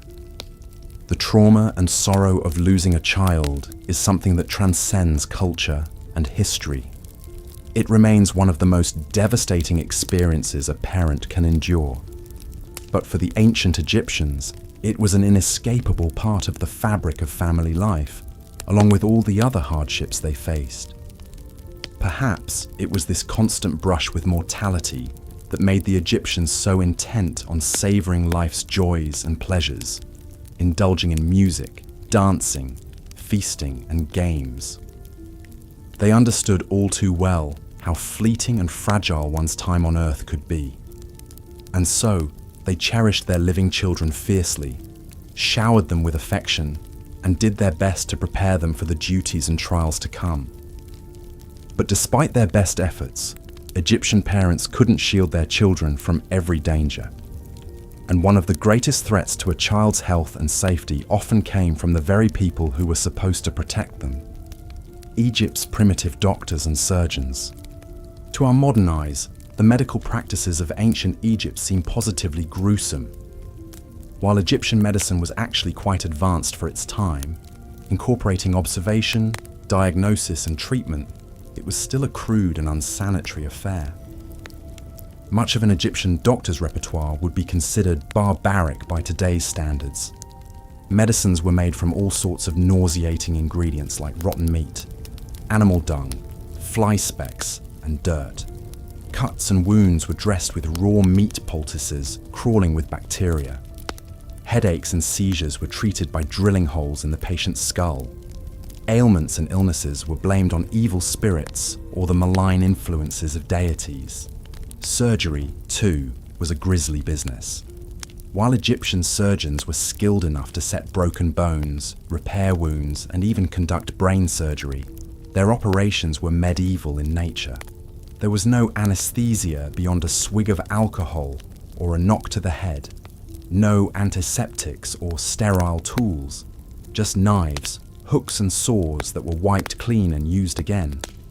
It's a wonder that anyone survived these procedures at all. We can perhaps forgive the Egyptian physicians for their shortcomings. After all, they were working without the benefit of modern medical knowledge. They could not see the germs that caused infection, or understand the circulatory system, or diagnose internal ailments through X-rays and scans. In a world where even a minor scrape could lead to a fatal infection, their brutal treatments likely did save some lives. Still, an ancient Egyptian sickbed was the last place you'd want to be. Your suffering would likely be prolonged with ineffective and excruciating treatments. And if you were unlucky enough to be selected for surgery, you had to pray that your constitution was strong enough to withstand the shock and blood loss, and that Sekhmet or Heka would save you from succumbing to your doctor's cures. We can see a glimpse of this frightening medical landscape in the famous Edwin Smith papyrus. This ancient Egyptian text, dating back to 1600 BC, is the oldest known surgical treatise in the world. It's a stunningly detailed document describing 48 different medical cases and their treatments, from head wounds to spinal injuries. One particularly graphic case details a patient with a compound fracture of the skull. The unlucky patient's brain is exposed, pulsing through the shattered bone. The attending surgeon calmly assesses the wound, probing it with his fingers, noting the bleeding and the sunken fragments of skull beneath the scalp. His recommended treatment? Poultices of honey, oil, and lint to cover the gaping wound, prayers and spells to the healing deities, and a grim warning that this is an ailment not to be treated. In other words, the patient is likely doomed. It's a chilling snapshot of the stark realities of Egyptian medicine. No comforting bedside manner, no pain relief, no real hope for recovery from a catastrophic injury. Just pragmatic, almost detached analysis, and an unspoken acceptance that the human body's fragilities and mysteries were beyond the physician's powers. For most patients, the best-case scenario was likely a prolonged and unpleasant recovery, with the added risk of complications and secondary infections. The worst case was an agonizing, drawn-out death, often caused by the very treatments that were supposed to save them. It's a far cry from the gleaming hospitals and advanced surgeries of today, but as brutal as Egyptian medicine could be, it was still a vital and respected part of their society. Doctors were highly regarded professionals, sometimes even accorded semi-divine status. Their skills and knowledge were seen as a gift from the gods, a weapon in the eternal battle against suffering and death. And in a world where so many perils lurked, from wild beasts to raging battles to the simple ravages of time, those skills were always in demand. The ancient Egyptians could only place their trust in the wisdom of their doctors and pray that Heka, Sekhmet, and Isis would guide their hands. They had little other choice. The grim litany of dangers and hardships we've explored, from the harsh environment to oppressive rulers to unseen parasites and diseases, paints a harrowing picture of life in ancient Egypt. It was a world where suffering and struggle were woven into the very fabric of existence for all but a charmed few. Yet in spite of the many trials they faced, the Egyptians managed to build one of the most enduring and spectacular civilizations in human history. Their monuments still tower over the desert sands. Their golden masks and sarcophagi glimmer in museum vitrines. Their gods and myths continue to captivate our imaginations. How did they achieve such heights in the face of such adversity? Sheer tenacity, ingenuity, and grit, for starters. The ancient Egyptians were masters of persevering through hardships, of finding ways to adapt and innovate, of harnessing the power of human cooperation on a massive scale. But more than that, they were driven by a powerful set of shared beliefs. A conviction that the gods could be appeased and the forces of nature controlled through worship and ritual. A faith that earthly power mirrored heavenly order, and that their pharaohs had a divine mandate to rule. A certainty that life, in all its difficulty and impermanence, was just one phase in an eternal journey, and that the virtuous would find their reward in the paradise of the afterworld. These beliefs gave the Egyptians a sense of purpose, structure, and continuity, that helped them endure the upheavals of history. The humble peasant toiling in the fields could see his mundane labours as part of a cosmic cycle of death and regeneration. The soldier marching off to battle trusted that the gods would fight alongside him, and that his sacrifice would be celebrated forever. The grieving parent laying a child to rest in the tomb knew it wasn't a final farewell, but a temporary parting before a joyful reunion in the field of reeds. In many ways, Egypt's spiritual world was a mirror image of the material one, but perfected, sanctified, stripped of pain and want. It was an idealized plane of existence where the Nile never ran dry and the harvests never failed, where bodies were made whole and incorruptible, where justice always prevailed and all souls found peace. Glimpsing this shining vision of eternity gave the Egyptians the strength to carry on through the worst of times. Perhaps that is the greatest wonder of the ancient Egyptians, not their temples or their tombs, but their extraordinary resilience in the face of adversity. Their ability to confront the darkest aspects of the human experience, the suffering and cruelty and loss that are inescapable in any age, and still maintain an unwavering faith in beauty, order, meaning, and the ultimate triumph of the eternal over the temporal.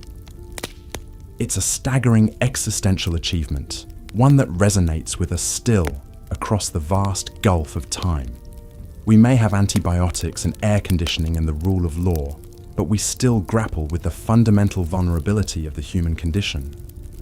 We still seek to impose a measure of meaning and permanence on the chaos of the world. And in our own modern way, we're not so different from the ancient Egyptians, building our pyramids of glass and steel, crafting our identities for the digital afterlife, reaching for transcendence through art and ritual and shared myth. We are all of us fighting the same battle they did, striving to endure and to matter in the face of life's briefness and brutality. So perhaps the deepest lesson we can take from the hardships of ancient Egypt is one of humility, empathy, and awe. A recognition of what the Egyptians were up against and of what they managed to accomplish in spite of it all. A respect for the grit and grace of the men, women, and children who lived and struggled and found beauty along the Nile so long ago. And above all, a profound sense of our shared human journey, our common quest to make something lastingly meaningful out of our finite and fragile lives, as the ancient Egyptians did with such tenacity and splendor. It's a struggle we're all engaged in across the ages and around the world, and there is wisdom and solace to be found in remembering that we do not walk this path alone. The shadows of the Valley of the Kings grow long as the sun sinks behind the cliffs, painting the vast Theban necropolis in shades of gold and fire. The heat of the day begins to fade into the cool of the evening. In the twilight, the ancient past feels close enough to touch. You can almost hear the chanting of the priests, the whisper of linen robes, the rattle of funerary jewelry as a mummified pharaoh is carried to his final resting place. For a fleeting, shimmering moment, the veil between the worlds grows thin. But then the first stars begin to glimmer in the deepening blue, and the spell is broken. The tombs and temples recede into shadow, their secrets sealed away for another night. The long ago voices fade into silence, and yet the stories remain. The triumphs and the tragedies, the soaring monuments and the forgotten graves, the prayers and the protests and the ever-flowing river. They linger in the land, in the artifacts, in the very dust, an eternal testament to the endurance of the human spirit. We may walk a different road, under different skies, but the ancient Egyptians are still with us, as all those who came before us are. Their hopes and their heartbreaks, their wisdom and their warnings, their unyielding insistence on creating meaning in the face of life's harshness, all of it echoes in our own journeys. So let us remember them as we lie in the dark and drift towards dreams. Let us carry their stories with us and add our own verses to the time-worn tale. Let us face our own struggles and sorrows with the same courage and the same unwavering faith. For we are all part of the same ancient current, all heirs to the same human inheritance. The Nile still flows from the heart of Africa to the sea, and the cycle of the sun still turns from the eastern horizon to the west. And as long as the story continues, as long as there are those who remember and dream and build, a part of ancient Egypt will live on, not in the cold permanence of stone, but in the warm breath of the telling. Good night, and may your journey through the field of reeds be joyful and filled with light. Life in ancient Egypt was often nasty, brutish, and short for the majority of its inhabitants, while the towering pyramids, glittering golden treasures, and regal pharaohs in their magnificent headdresses capture our imaginations. These are carefully curated snapshots that don't reflect the harsh realities faced by most Egyptians, high and low alike. Behind the burnished veneer of wealth and artistry lay a civilization built on backbreaking labor, rigid hierarchy, and the unforgiving caprice of the natural world. One of the greatest hardships ancient Egyptians contended with daily was the oppressive social hierarchy that defined every aspect of life. The pharaoh reigned supreme at the apex of the pyramid, revered as a living god whose word was absolute law. Beneath him was a small cadre of nobles, priests, and scribes who wielded power and privilege.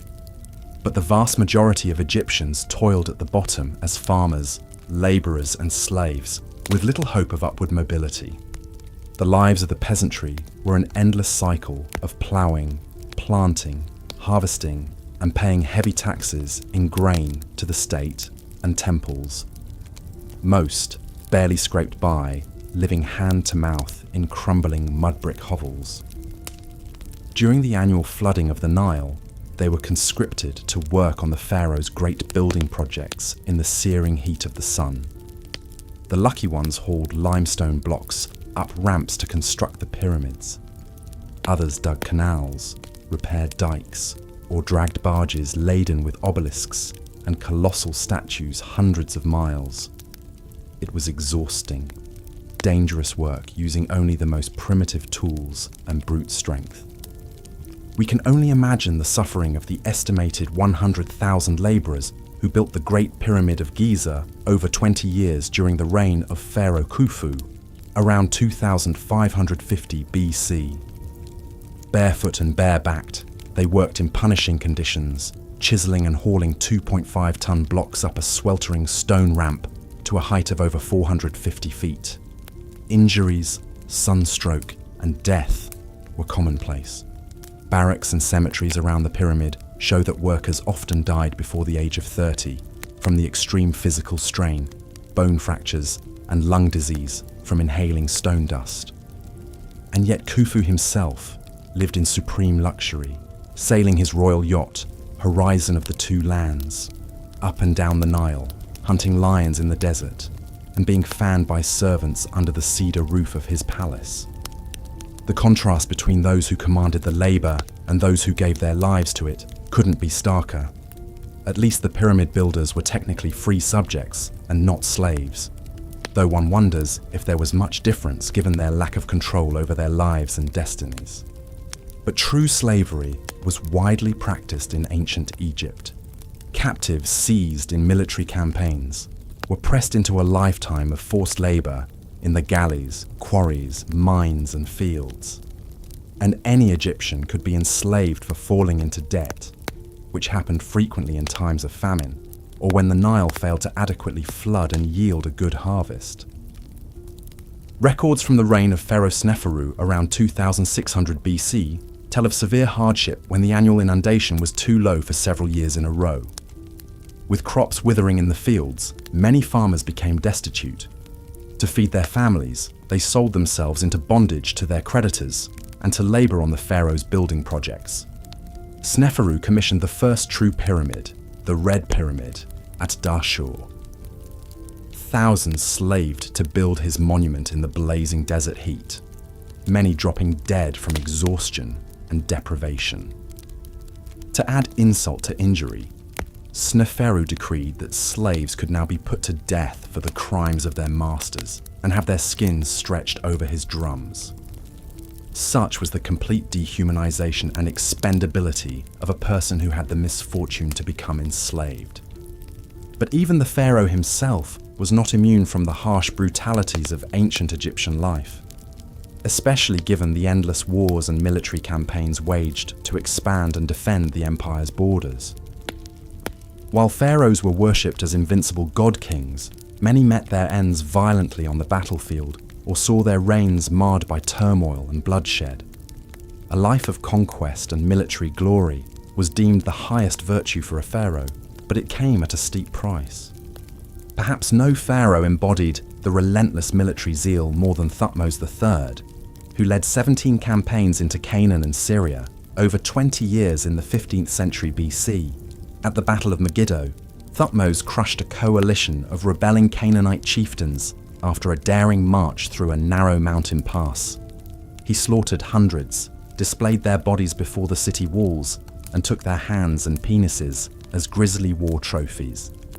As the annals boast, His Majesty returned in joy of heart to his father Amun. His Majesty came bearing the plunder with Asiatic captives, chiefs' children, and their horses. The total, 340 living prisoners and 83 hands.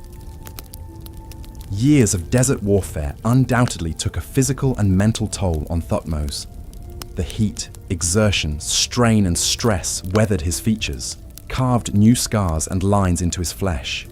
And what of the thousands of young Egyptian men who marched off to fight alongside him, never to return, or who came back maimed, burned and broken in body and spirit? How many wives became widows? How many children were left fatherless? And how many parents mourned sons lost to the pharaoh's glory? The price of empire was paid in blood. Even in times of peace and plenty, average Egyptians had little respite from the hardships of their daily existence. The unforgiving climate and environment along the Nile were a constant source of misery that knew no social class. From nobleman to fisherman, the merciless Egyptian sun beat down on all, scorching exposed skin and stinging the eyes with its glare. Shade was scarce in the villages and fields, and sunstroke felled many who laboured too long without respite from the heat. Dehydration was an ever-present threat that could kill a man as surely as any weapon. The annual Nile flood, so critical for irrigating the fields with rich black silt, also brought destruction and danger. A flood that was too high could wash away entire villages, drown livestock, and leave thousands destitute. But a flood that was too low withered the crops and brought famine, as it did during the reign of Pharaoh Djoser around 2670 BC. Djoser, who commissioned the first step pyramid at Saqqara, faced a crisis when the Nile failed to rise for several years, leaving the fields parched and cracked. People wailed in the streets, children's bellies swelled with hunger, and the air reeked of rotting cattle carcasses.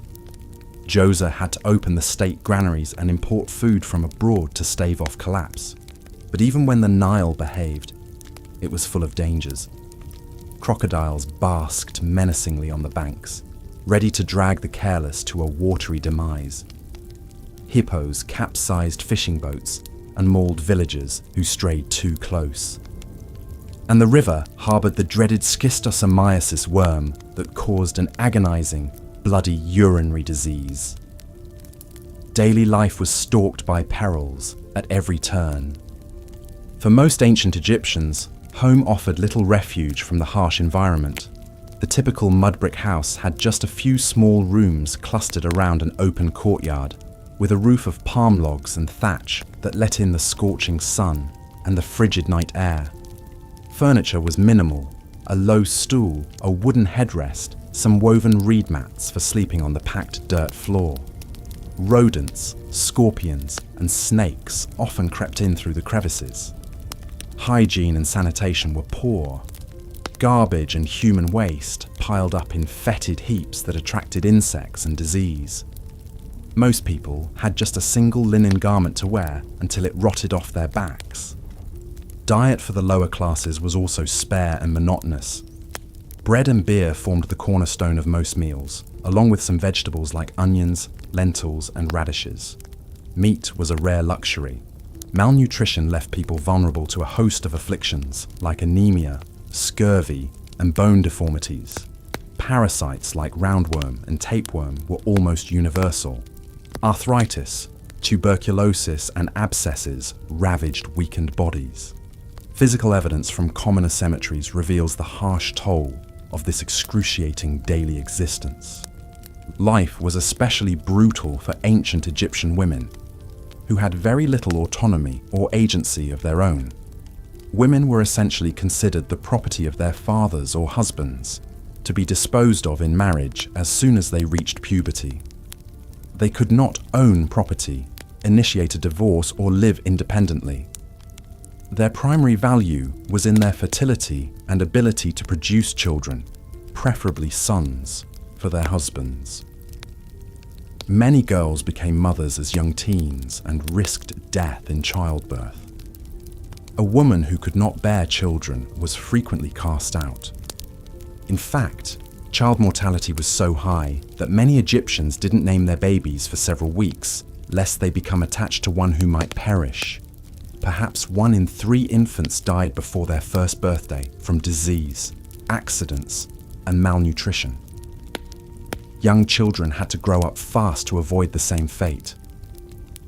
As soon as they could walk and carry a load, they were put to work in the home and fields to contribute to the family's survival. Most had no opportunity for schooling and followed their parents into lives of poverty and toil. In time, even the magnificence of mighty pharaohs crumbled to dust, plundered by the depravity of their descendants.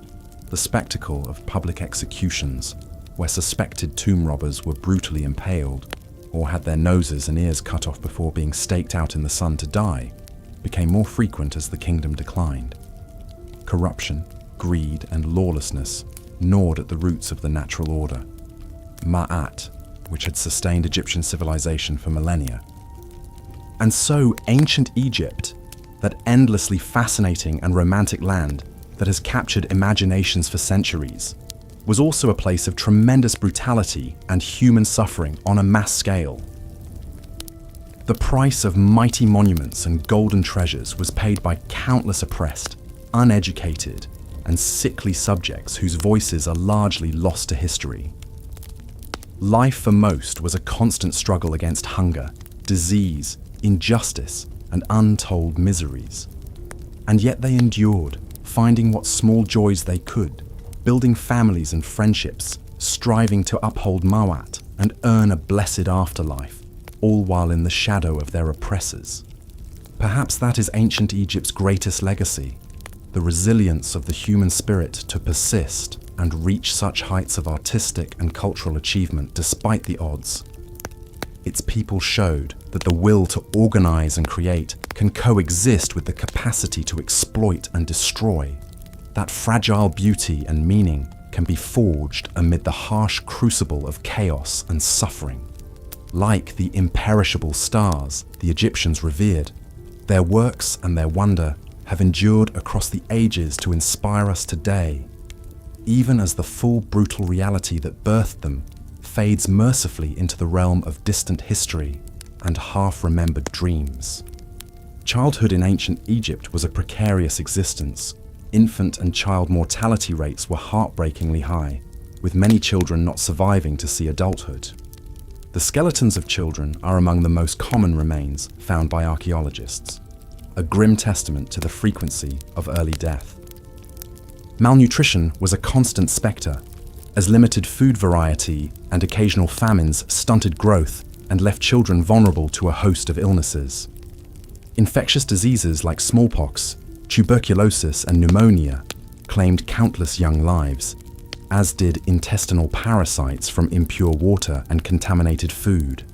With no vaccinations or antibiotics, Even a minor cut or everyday infection could quickly prove fatal to a child. Accidents were another common killer in a world of open cooking fires, unprotected wells, free-roaming livestock, and dangerous wildlife. Drownings, falls, burns, and animal attacks added to the litany of hazards. For those children who survived infancy, the spectre of death still loomed large. Ancient Egyptian parents were well acquainted with the grief of burying a child. Elaborate child burials with carefully crafted grave goods, miniature coffins, and even mummification attest to the emotional devastation of losing a son or daughter. Some families endured the pain of losing multiple children. It's believed many Egyptians had frequent pregnancies to ensure some offspring survived. Children were an insurance policy against the harsh realities of the time. Yet there was little time to shelter or coddle children, however much parents may have wanted to. The demands of daily survival meant that children were put to work early in life, assisting their parents in household tasks, agricultural duties, or learning a craft or trade. For peasant children, this often meant backbreaking labor in the fields or tending livestock in hazardous conditions. Children of artisans would toil alongside their parents in hot, dusty workshops. Even for children of nobility, the responsibilities and expectations of their position allowed for only a fleeting childhood. The exception was royal children, and even then only for a short time. Princes and princesses enjoyed lives of plenty and privilege, with servants and slaves attending to their every need. They had time for play and school, learning to read, write, and master subjects like math, science, geography, and foreign languages to prepare them for the duties of leadership. Yet royal children also faced strict discipline, rigid social rules, and high expectations. A royal son in particular was expected to train as a military commander and uphold all the functions of kingship. Any physical or character failing could dash his prospects. The Crown Prince Ptah, for example, is believed to have lost his position for the transgression of dallying with a royal concubine. For royal daughters, childhood was largely a prelude to marriage, either to a brother, half-brother, or carefully selected noble to solidify the dynastic line and political alliances. While they could become powerful queens in their own right, their path was still closely prescribed. And even royal children were not immune to the health hazards of the time. Tutankhamun's tomb, for instance, contained 2 mummified fetuses thought to be his prematurely born daughters. As in many ancient societies, childhood was a luxury that most Egyptians simply could not afford. Growing up was less of a nurturing journey than a survival gauntlet against a multitude of dangers, demanding an early maturity. This stark reality puts the incredible accomplishments of the Egyptian people in even sharper relief. That they built such a sophisticated civilization in the face of unrelenting hardship is a testament to the resilience of the human spirit. While ancient Egyptians had some remedies to alleviate suffering, medical treatment was still a gruesome and terrifying prospect for most. Without the benefit of modern science, the ancient Egyptians relied on a mixture of practical observation, trial and error, and spiritual beliefs to address injury and disease. The Edwin Smith Papyrus, dating back to around 1600 BC, provides a sobering glimpse into the realities of ancient Egyptian medicine. This remarkable document details 48 surgical cases, each laid out with clinical notes on injuries, diagnoses, treatments, and prognoses. The cases range from gaping head wounds to fractured collarbones to crushed vertebrae. It's both a pioneering work of empirical medicine and a horrifying record of the suffering of ancient patients. In one particularly graphic case, a patient has suffered a severe compound fracture of the skull, with cranial debris and exposed brain matter. The unnamed surgeon describes his examination, thrusting the fingers into the opening and probing the wound. He notes the fluttering and crackling sensation beneath his fingertips. With admirable honesty, he records his judgment: an ailment not to be treated. For this unfortunate patient, the injury was deemed too catastrophic for intervention. Other treatments described in the papyrus and other medical texts are scarcely less harrowing. Broken bones were set with wooden splints, wounds stitched up with linen thread or bronze wire. Lacerations were cleaned with copper salts, which had antiseptic properties. But there was no understanding of germs, and thus no sterile technique. Infection was a constant risk. Cauterization with red-hot irons was a common recourse for stemming blood loss and sealing wounds, a horribly painful process. For internal ailments, Egyptian physicians prescribed a host of potions, poultices and purges, made from herbs, minerals, and animal products. Moldy bread was applied to infections, a primitive sort of antibiotic. Honey was used as a salve for cuts and burns. Raw meat was packed into open wounds to promote healing. Onions and garlic were consumed to boost health. Yet many treatments were utterly misguided, based more on superstition than science. Leeches and bloodletting were thought to purge the body of unbalanced humours. Incantations and appeals to deities were recited in the belief that sickness was divine punishment. Animal dung was a popular ingredient in many remedies. It's sobering to think of the agony patients endured for cures that likely only worsened their condition. Surgery, though rudimentary, was a well-established practice. Ancient Egyptian medical instruments included bronze scalpels, obsidian blades, bone saws, probes, forceps, and scissors. These tools allowed for surprisingly complex procedures like craniotomies, cataract removals, and dental extractions. Yet major surgeries were performed without anesthesia. Patients held or tied down, biting on leather straps in agony. At best, they may have been knocked unconscious or intoxicated with alcohol. Opium poppy extract may have provided some post-operative pain relief for those who survived the procedure. Despite the best efforts of skilled physicians, many patients succumbed to complications, shock, and sepsis. Mummified remains show the scars of all manner of medical interventions, from healed fractures to cranial boreholes to amputations. These were the lucky ones. Untold others surely died on the operating tables of the Old Kingdom. While ancient Egyptian medicine was advanced for its time, laying the foundation for later Greco-Roman and Arabic medical traditions, its limitations meant a great deal of unnecessary suffering. In a world without germ theory, antibiotics, or pain management, even minor injuries and illnesses were a source of dread. The fear of a toothache, a broken bone, or an infected cut was entirely justified. To be sick or injured in ancient Egypt was to be at the utter mercy of primitive medicine. For all but the luckiest patients, treatment was as brutal as the underlying condition. It was a reality that even the wealthiest and most powerful could not escape. As we ponder these grim aspects of ancient Egyptian life, it's important to remember that this was the daily existence for millions of people over thousands of years. The accomplishments of this great civilization, from the majestic pyramids to the sophisticated irrigation systems to the exquisite artistic works, were achieved in the face of unimaginable adversity. The Egyptians lived, loved, created, and endured despite the constant spectre of disease, injury, violence, oppression, and loss. Their tenacity in building a society of such grandeur and resilience is awe-inspiring. Yet we must be cautious not to romanticize this resilience.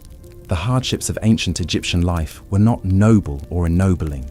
They were tragic and often needlessly cruel. The majority of people lived in grinding poverty, with few rights or freedoms, under the constant threat of sickness, hunger, and mistreatment. That they persevered is a testament to the human will to survive, but it does not negate the injustice of their circumstances.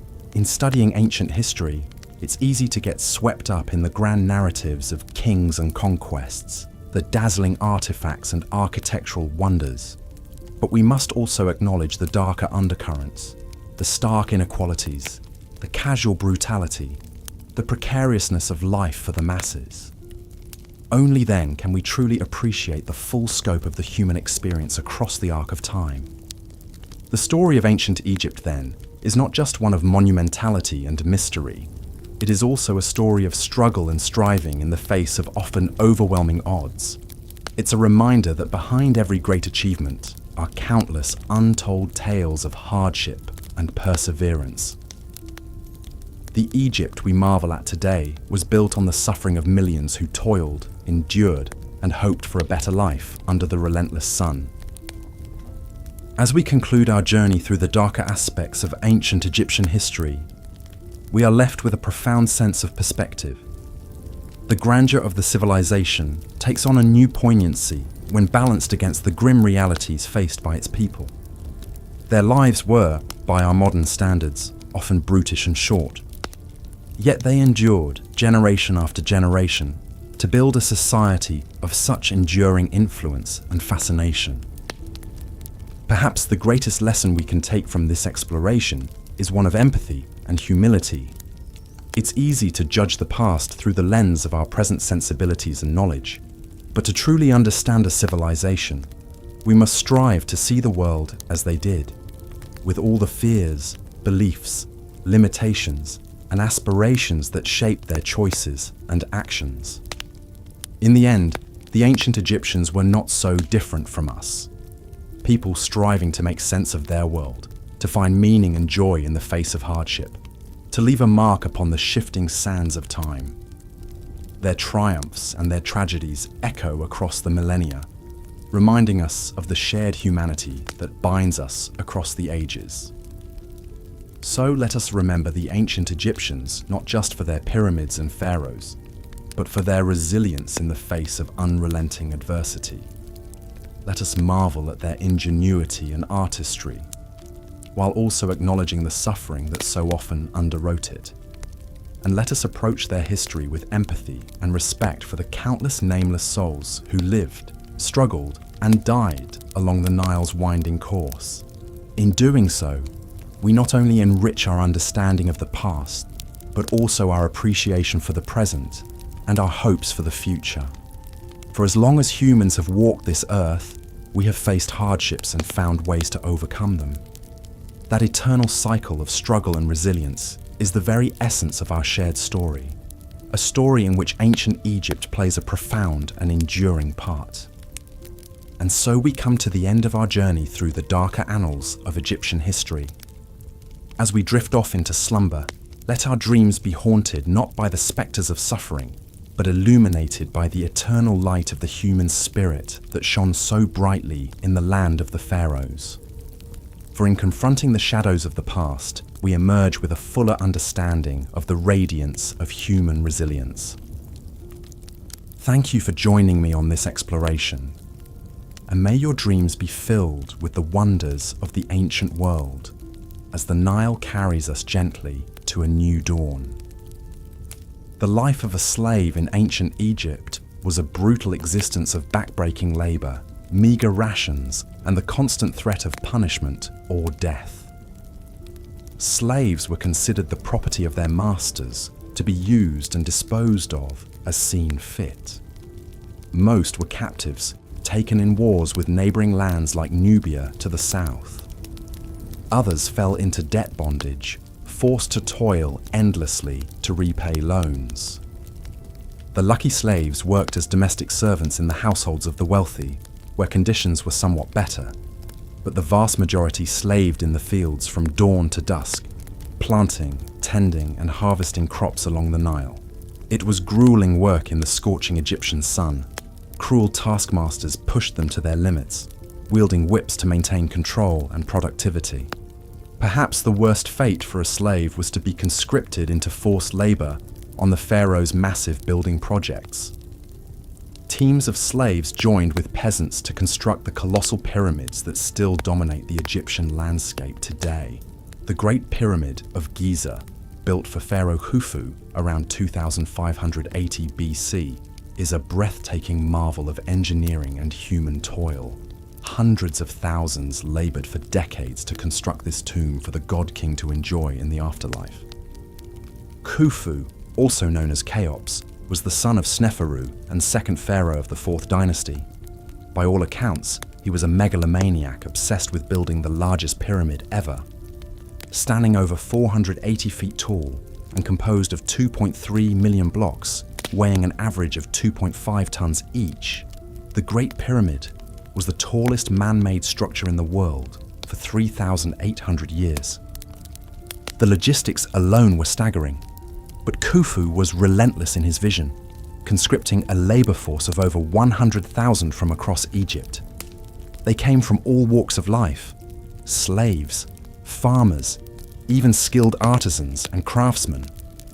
All were expendable resources to be used up in service of the pharaoh's vanity. Working conditions were abysmal. Laborers toiled in gangs to cut, transport, and stack the huge limestone blocks in the searing heat. Skeletons found in the workers' cemetery show signs of arthritis, spinal deformities, and other crippling injuries. Many died on the job from accidents, malnutrition, and sheer exhaustion. They were simply discarded in shallow graves in the sand. As a divine ruler, Khufu never gave a thought to the human cost of his self-aggrandizement. He and the elite enjoyed lives of luxury and leisure, while slaves and commoners broke their bodies to build the king's glorious tomb. This stark disparity between the classes was a fact of life in ancient Egypt. Other pharaohs were equally obsessed with monumentality and uncaring about the price paid in human misery. Sneferu, Khufu's father, constructed 3 pyramids that were only dress rehearsals for his son's magnum opus. The first, the Meidum Pyramid, was a stepped structure that the pharaoh decided to encase in limestone to create smooth sides. But the substrate proved unstable, and the pyramid collapsed during construction, likely killing many workers. Undeterred, Sneferu started again with the bent pyramid at Dashur. Named for the awkward angle of the sides, this odd-looking edifice was another design failure. The king ordered the pyramid built on unstable ground, and the base started to sink during construction. The panicked architects reduced the angle of incline from 54 degrees to 43 degrees halfway up, creating the distinctive bent shape. Again, an unknown number of slaves perished. Finally, Sneferu got it right with the Red Pyramid, named for the rusty hue of its limestone casing. At 341 feet, it was a sizable structure, though it would be dwarfed by Khufu's later Colossus at Giza. The Red Pyramid was a functional funerary complex, but the pharaoh was not yet satisfied. He needed one last rehearsal before handing the reins to his successor. And so, the aged king commanded yet another pyramid to be built beside the bent pyramid at Dashur. Known today as the Black Pyramid, very little remains of this mysterious structure. Some Egyptologists believe it was abandoned when Sneferu finally died, his megalomaniac vision left unfinished as his consciousness winged toward the afterlife. All told, Sneferu may have pressed nearly 1 million souls into forced service to construct these testaments to his own vanity. The number crushed by blocks, broken by falls, or cut down by disease and deprivation is impossible to calculate. But no price in blood was too high for the whims of the living God. Such was the lot of the average Egyptian. While slaves had essentially no rights, the peasant class was only slightly better off. Farmers were not owned outright, but they were still subject to the absolute power of the king and compelled to labor for the state for a portion of the year. During the season of Akhet, the annual Nile flooding, gangs of peasants were conscripted to work on irrigation projects, dredge canals, and shore up dikes under royal decree. When the king required their labor, farming families' fields went untended, lowering their crop yields, and these yields were already taxed heavily by the state as well. It was a precarious cycle that left most commoners living on the edge of subsistence, always fearing a bad flood, pest infestation, or poor harvest that could plunge them into destitution and hunger. Some desperate peasants ended up selling themselves into debt servitude when times got too lean. A loan of seed grain or a few livestock could lead to a life of indentured service and misery, with entire families enslaved to pay off ever-increasing interest to landowners and moneylenders. The wealthy also sometimes enslaved children outright, breaking apart families. Punishments for slaves who displeased their masters were always brutal. Beatings, brandings, and mutilations were common for minor offences. Those who attempted escape could expect execution in a variety of horrific ways: impalement, beheading, being burned alive, or fed to Nile crocodiles as a warning to others.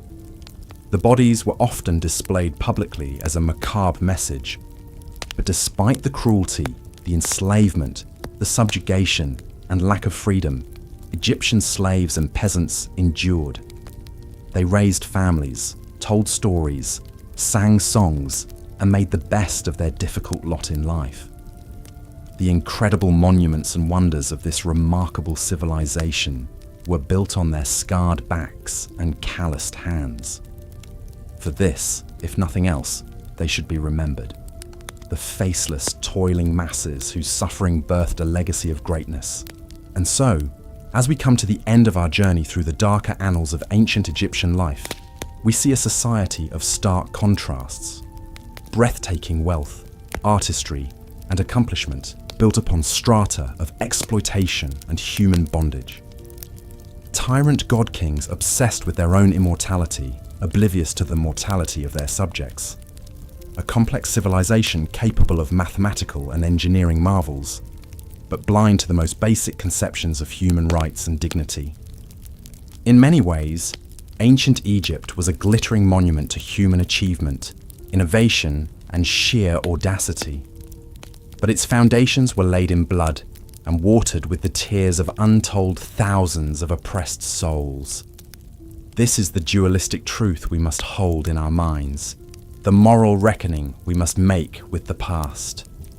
Only by acknowledging both the light and shadow can we truly understand this endlessly fascinating culture. And with that thought, we'll bring our exploration to a close. I hope you found this journey through history both informative and restful. These ancient tales have a certain dreamlike quality, inviting us to ponder the eternal cycles of the human experience as we drift off to slumber. If you've enjoyed this soft-spoken survey of ancient Egyptian life, please consider leaving a like and subscribing to this channel. Thank you for spending this quiet time traveling with me to a distant age. May your dreams be filled with wonders and your sleep be deep and refreshing. Good night.